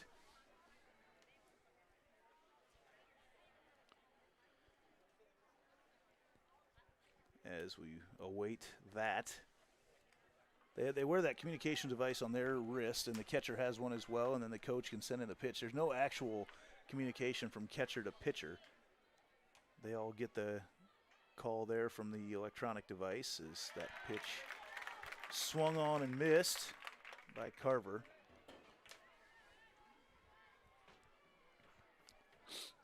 Yep, still working through the little blips of technology on that once in a while. Valley now up 6-1. Couple games, though, that could affect who the Jaguars play as Dowling is trailing Cedar Falls right now.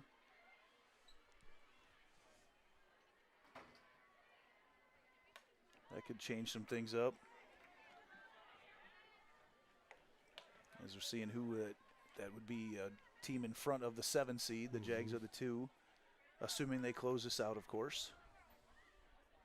1-2 the count right now to Carver. In the dirt from Sandholm. Yeah, I took a peek at the double elimination bracket today, and there's a lot of stuff going on there. There is. There's a lot of, and it's a double elimination semifinal. Basically, you're gonna have 2 teams kind of each half of the bracket. Is Faber makes the diving stop over there and throws it to Weibel. A couple times she's shown the range tonight. Yeah, Faber just she's done that a lot this year, though. We've seen that going both directions, making those stops. Great play there again, keeping the ball in the infield and making the out. Yeah, it's interesting. I'll be interested to watch how it develops this year. You know, it's it's obviously the initial year for it.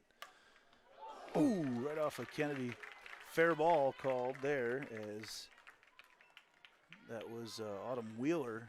Gets onto the hot one there, and they call it the hot corner for a reason. Yeah.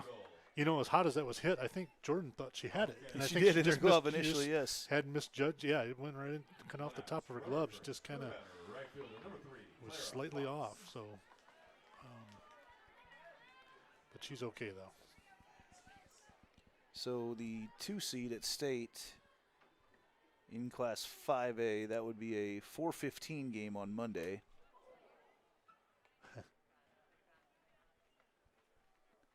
Let me got another one off the helmet there. Take a break there for the umpire, a little courtesy. I was trying to remember if Maddie ever pitched. I don't think she did. I remember Maddie catching, but I don't think she ever pitched. So Emmy didn't have to worry about taking those shots. Sister. Although I wouldn't be surprised if her dad Keith maybe hit some line drives at her head a couple times. Keith was known for his bat back in the day. I didn't know about that. Keith didn't tell me that. I had some other guys tell me that Keith was a very well-known slow pitch player in the state back in the day. I'm guessing Keith could probably still put it out on a 210-foot fence. I bet he could easily. That pitch just misses outside to Fox. Those guys are probably playing on 300-foot fences. I'm curious about the bat technology, too, right now going on with slow pitch bats, too. Gosh, I mean, we know what the bat technology has done to the high school and UTRIP game. Is a swung-on pitch by Fox. Northwest leads 3-0 in the bottom of the 6th right now over Johnston. Johnston giving them a battle. Just really tough to hit Sophie Schlater. Yeah. Yeah, they've held them in check on in runs, obviously, by the score there. Little rise ball there from Sandholm. Gets the strikeout. And another K on the board for Sandholm, make it a half dozen. And the second out. Six strikeouts tonight. Yeah, 6 strikeouts by Sandholm, doing a real good job mixing it up tonight. 4 hits. Paisley Bear steps up to the plate. Lines that one out into right field, and Linscomb, the ball took a weird hop. She grabbed it. She could have played that 2 ways. I'm probably all right to play it the way she did and just play it safely. Yeah. Played it safe. You know, 2 outs. You don't let the ball get by you there. And keep that runner at second. But, boy, that had a lot of spin on it when it hit the ground. Tegan Schutte.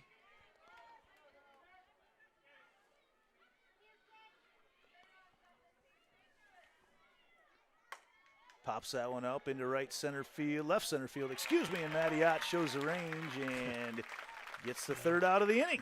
Came up gunning. Yeah. Makes the play, though, as Maddie Ott always does. Going to miss her in center field next year. The Jaguars 1 run away from heading to Fort Dodge after this in the bottom of the 6th on Centennial Digital here on the Carl Chevrolet family of networks. What if you could create memories that would last a lifetime? That would be pretty cool. Well, now you can.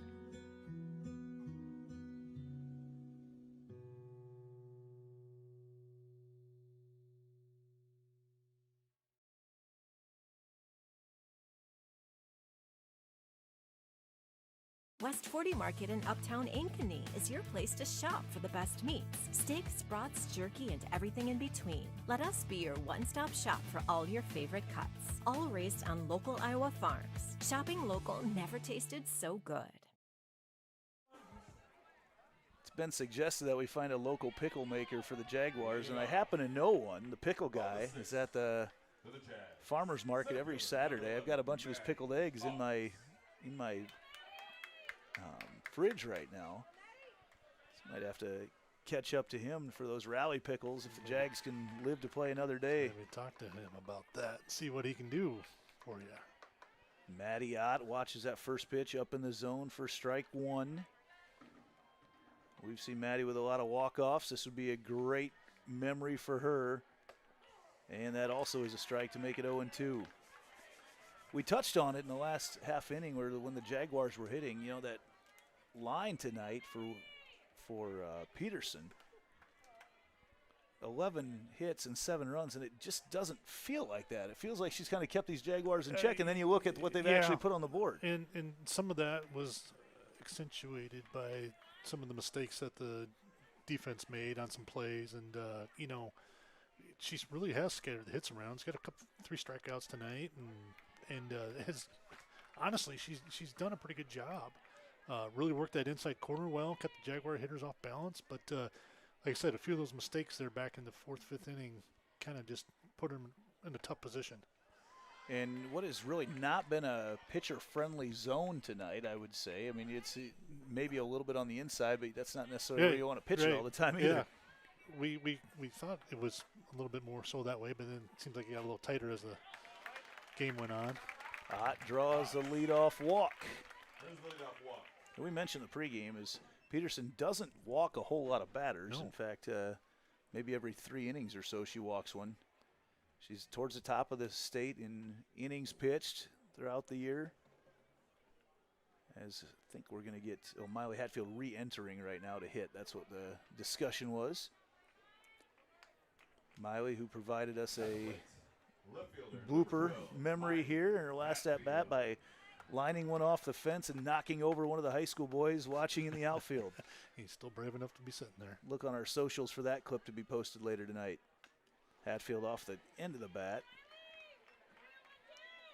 And it's 0-1. If she can do that again, this game's over.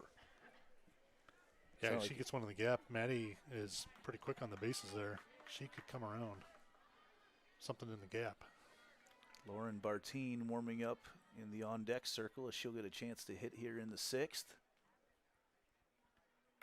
That ball is going to drop in that zone, that little 6-7 gap, and we move on to Bartine at the plate. With the player single in the shallow left field, he advances out to second. Lauren Bartine steps up. She'll be here in a pinch hitting situation. And brings up. Bartine's going to hit for Weibel with that hitter, pink bat. Number 23, Lauren Bartine. She warned me before the game not to say anything bad about her as I was out setting stuff in the outfield. No comments. Her and Audrey Sandholm said, just don't say anything bad about us. Okay. So love talking to those ladies. My kids are about the same age. Got to get to know them very well, grow up in the same neighborhoods. So just a fun group of girls to be around. As Bartine will play her college softball at Iowa Central up in Fort Dodge. Going to be a Triton. Get a jump start on that trip. And that first pitch is inside to her, shows off the footwork.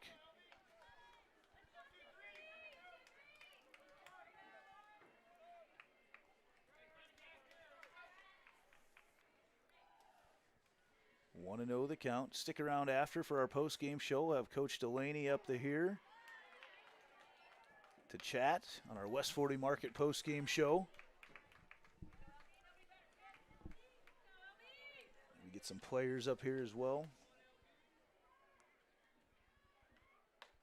Bartine checks her swing, and she did not go.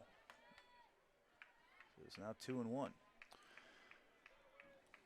And Muscatine's getting into a tough situation here. First and second, nobody out. Yeah, they got to find an out here, and if anything, they would like to get that lead runner.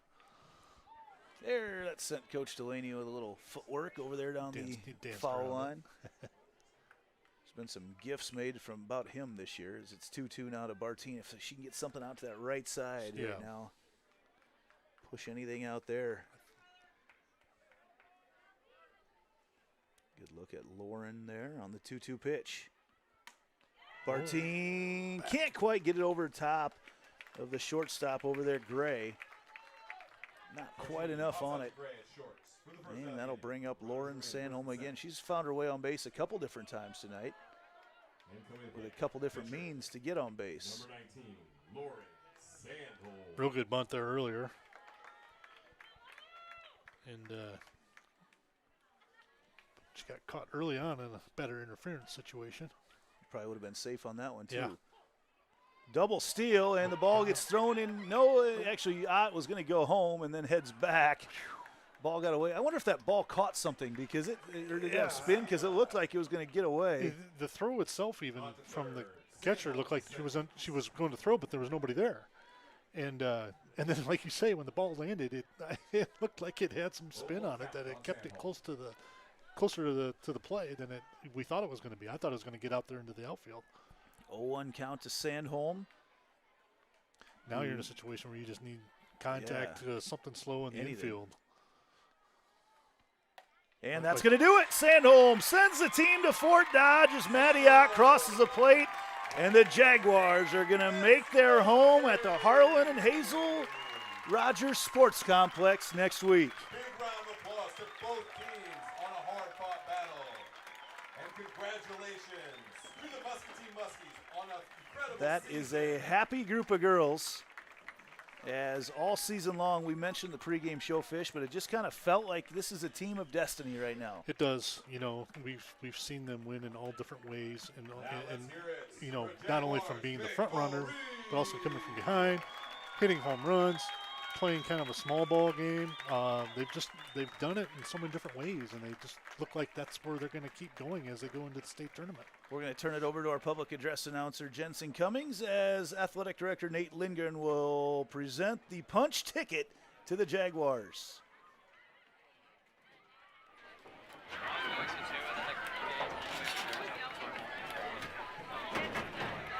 Once again, thank you to head coach Steve Hopkins and the Muscatine Muskies. Softball fans, bring your attention to the field as Ankeny Centennial Athletic Director Nick Ingram looks to hand out tonight's state qualifier banner to go!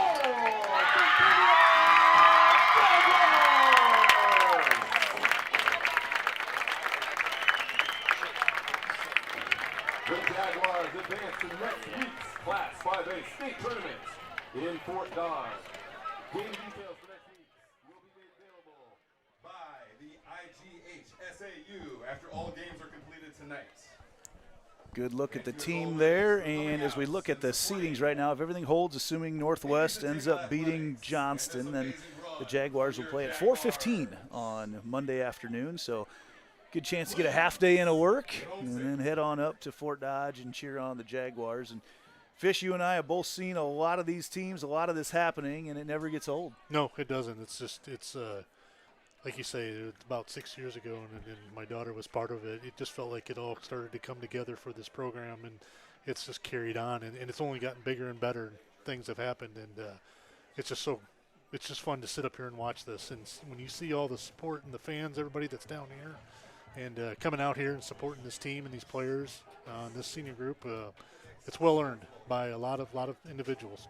There is going to be a lot of fans taking pictures on the field, probably collecting some dirt, as this is the last game on the dirt here at Ankeny Centennial. They'll start tearing it up, I believe, the 27th and put turf out here. But at this point, it would be really easy to say mission accomplished with these Jaguars, but they have a lot bigger hopes and dreams with this team. They do. You know, they did what they set out to start the season. You know, obviously, state tournament was definitely on their mind, but I know there's one thing that's definitely on their mind, and that's a state title.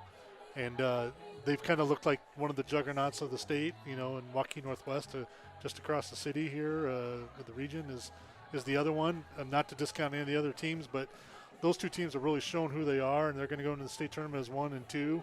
And they kind of look destined right now to meet up against each other. And I think with the double elimination format this year, but there's going to be a lot of conversation about that, I'm sure. But I think it sets up for both those teams to end up being there in the final.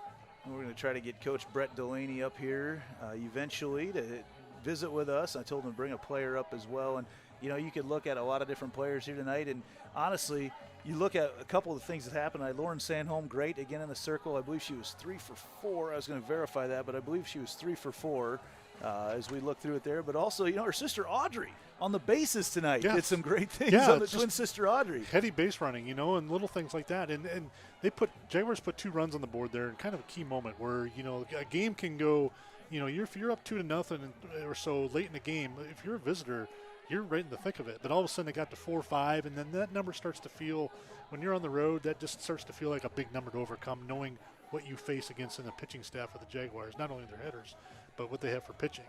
And, yeah, there was just some great base running on her part. And let's not forget, we didn't see Peyton Spiegel in the circle tonight for the No, Jags. you know, and that's the – when we talk about the Jaguars all season long, we sit there and we're like, oh, you bring Lauren Sandholm, you bring a Mississippi State recruit out, and you've got a sophomore and Peyton Spiegel sitting back there just ready to come in and do as much damage as Lauren and to the opposing batters. And the rest of that crew that's down there, it's amazing to have that many arms in a bullpen in high school. A lot of times you have 1 or 2 girls that pitch. Jaguars have worked with 5 or 6 this year, and that's just great stuff to have. This is a team that is built for a double elimination tournament. They have no not desire is the wrong word, but they have no they're not thinking about losing. They're not thinking about double elimination. This is a team that's going to Fort Dodge to do some damage. Right. And I think they're going to go there thinking we're just going to win every game. You know, we're not worried about, well, we lose a game, we can work our way back. It's just going to be, we're going to win this game, and we're going to win the next game, and then we're going to win the next game. And I don't care who you put in front of us. Now, you know, they say. And I've seen the argument about the state tournament this year now with double elimination, the pitching thing, and all that. But if you know the Jaguars, they're built for it, and they're going to be ready. I guarantee it. We've got Coach Brett Delaney coming up to the press box. We're going to take a 30-second break and be back and talk to the winning coach. Headed back to. More Iowans drive Chevy than any other brand, and nearly 25% of the new Chevrolets sold last year came from the Carl Auto Group. Since 1978, we've exceeded expectations with an unbeatable selection and hard work that makes us your dealer for life. Come see why Iowans trust Carl Chevrolet with locations in Ankeny, Stewart, and Webster City. Your dealer for life. It's the Carl way. That is a happy group of Jaguars and their fans, and Coach Brett Delaney joins us right now. And Coach, I don't know how many trips this is to Fort Dodge for you, but you've worn quite the path from the north side of Ankeny up to Webster County. Yeah, you know, every time's special, and this group's a special one, just like all the rest of them have been. And very honored and lucky to continue the tradition to get up to Fort Dodge. And we've only talked real quick, but it's a business trip next week, but we've got to have a little fun right now. We said that before. I mean, this is a team that this is definitely not mission accomplished at this point with this group of goal-driven young ladies. Yeah, you know, this group is proven winners, and they're up there getting ready for a mission ahead of them. And they know it's one game at a time, and they get an opportunity now to a special new format, try that double elimination out up there. I assume we're going to be the 1 or 2 seed, kind of depending on what happens the rest of the night. But, you know, it really doesn't matter. It's going to be the best 8 teams in the state of Iowa up there. So just thankful for the opportunity, and they came ready to play tonight. Yeah, we had a couple of scores come in, but a few, I think Dowling was trailing Cedar Falls late in that one, so that could affect who you guys play as a 2 seed if you get that. Northwest was ahead 3-0 in the 6th at the last check, so if all those hold, those are kind of the main ones we've been keeping an eye on, and if that holds, you guys will play at 4:15 on Monday, and can't wait to see that. But, you know, as you've made all these trips now to Fort Dodge, it's tough to say one is more special than the other, but this group, this senior team, the senior group of leaders has provided a lot of memories in their careers here. Yeah, you know, and all 9 of them, and there's not too many times that you get 9 seniors to stick it out for 5 years, and these 9 have grinded and found ways to not only be good players on the field, but awesome teammates in the dugout and in practice and in off season, and leading the way for our younger girls that aren't even in the dugout right now. So a very special 9, and you know, they've earned this opportunity to be up there, and yeah, it's just very special. Maddie Ott and Miley Hatfield, along with Corey Linscomb and Ava Faber, Lauren Bartine, Ashley Sterling, Jordan Kenny, Delaney Weibel, and Mackenzie Lane, those 9 that you were talking about. But tonight, you got a great performance in the circle from Lauren Sandholm, which we've come to be used to. But what we haven't been used to is her performance with the bat. And she goes 3 for 4 tonight and gets on base in several different ways. Yeah, you know, she's 3 for 4. I'm still questioning. It should have been maybe a foul ball. So I think she was kind of in the box. But, you know, he called her out of the box. So 3 for 4, and it is a great job up at the plate. And she had her plan all night, and it's something that we've continued to work on, not only with her but all of them. And we're seeing progress in everybody, even this late in the season. So it's very special, and it's fun to work on that hitting. So you see Ava and Jordan and Maddie there on camera. Those 3 have been playing together a long time, and I imagine that's not the first time they've had a picture taken after a softball game. In fact, I know it's not, because I've seen a lot of them. I've been around for a lot of them. So A lot of smiles there. The other thing we mentioned just as you were coming up tonight, you guys have been a team that's been built for power all year long, and now you hit one home run in the last 2 games. You've put up like 24, 25 runs without that power. And tonight you did it by creating a lot of havoc on the base paths. And I thought cutting your girls loose tonight, that was a little change-up that was a lot of fun to watch from up here. Yeah, we found an opportunity and a couple things that we saw in film and talking to some people and just found a way to take advantage of it tonight. And we told the girls all week leading up to this that it wasn't going to take the home run to win. We're just going to need some hard ground balls, hard line drives. And if the ball flies out of the park, great. And they've the last 2 days have taken some unbelievable BP, and all the coaches have said that. And we saw it before the game in the cages today. And you said it wouldn't take a home run necessarily, but you guys have hit 84 of them this year. I haven't asked you a whole lot about that, but me and Fish have talked about this a bunch. I mean, the record going into the season was 61, and you guys have just obliterated that. And it's not just one person either. Yeah, it's everybody that's getting an opportunity up there. And if you would have told me at the beginning of the year, I knew we were going to hit some home runs, but 84 of them is pretty out there. So, and now they get a chance to go extend it, and they've guaranteed themselves at least 2 more games, and hopefully a few more after that. Well, Coach, it never gets old watching the Jags go to Fort Dodge. I appreciate it. Appreciate all the support from the sponsors, and appreciate you broadcasting and promoting this great program that's up here and all the tradition that these girls have built. And I'm just very fortunate for the community, for the fans, for the players, and my assistant coaches, and ultimately my family as well. So it's a lot of time, but we're excited to extend this season another week. Well, you get down and celebrate with the team. We'll take one more break and be back with closing thoughts here on the Carl Chevrolet Family of Networks. More Iowans drive Chevy than any other brand, and nearly 25% of the new Chevrolets sold last year came from the Carl Auto Group. Since 1978, we've exceeded expectations with an unbeatable selection and hard work that makes us your dealer for life. Come see why Iowans trust Carl Chevrolet, with locations in Ankeny, Stewart, and Webster City. Your dealer for life, it's the Carl way. So they'll hit. We're back. Jaguars, just discussed, they broke the program record for wins now with 38 and 3. And in a place like Ankeny Centennial that hasn't been around for a whole long time, 2013, the first year they played softball, the fact that that program record took 38 wins to set is quite the accomplishment. That's quite a number to put out there, and there's been a few teams that have gotten close to it just in the last few years too, and they continue just to put the bar a little bit higher, and it's awesome to watch. Well, we've watched these Jaguars go to state a bunch, and we're going to go watch them do it again. It never gets old watching that celebration on the field. Bunch of fans out there tonight. And we're going to shut her down. Now, it's another Jaguar victory. You know what we do after Jaguar wins? It's time to head to the cabaret. Everybody have a good night. It's been another Jaguar victory on the Carl Chevrolet Family of Networks. More Iowans drive Chevy than any other brand, and nearly 25% of the new Chevrolets sold last year came from the Carl Auto Group.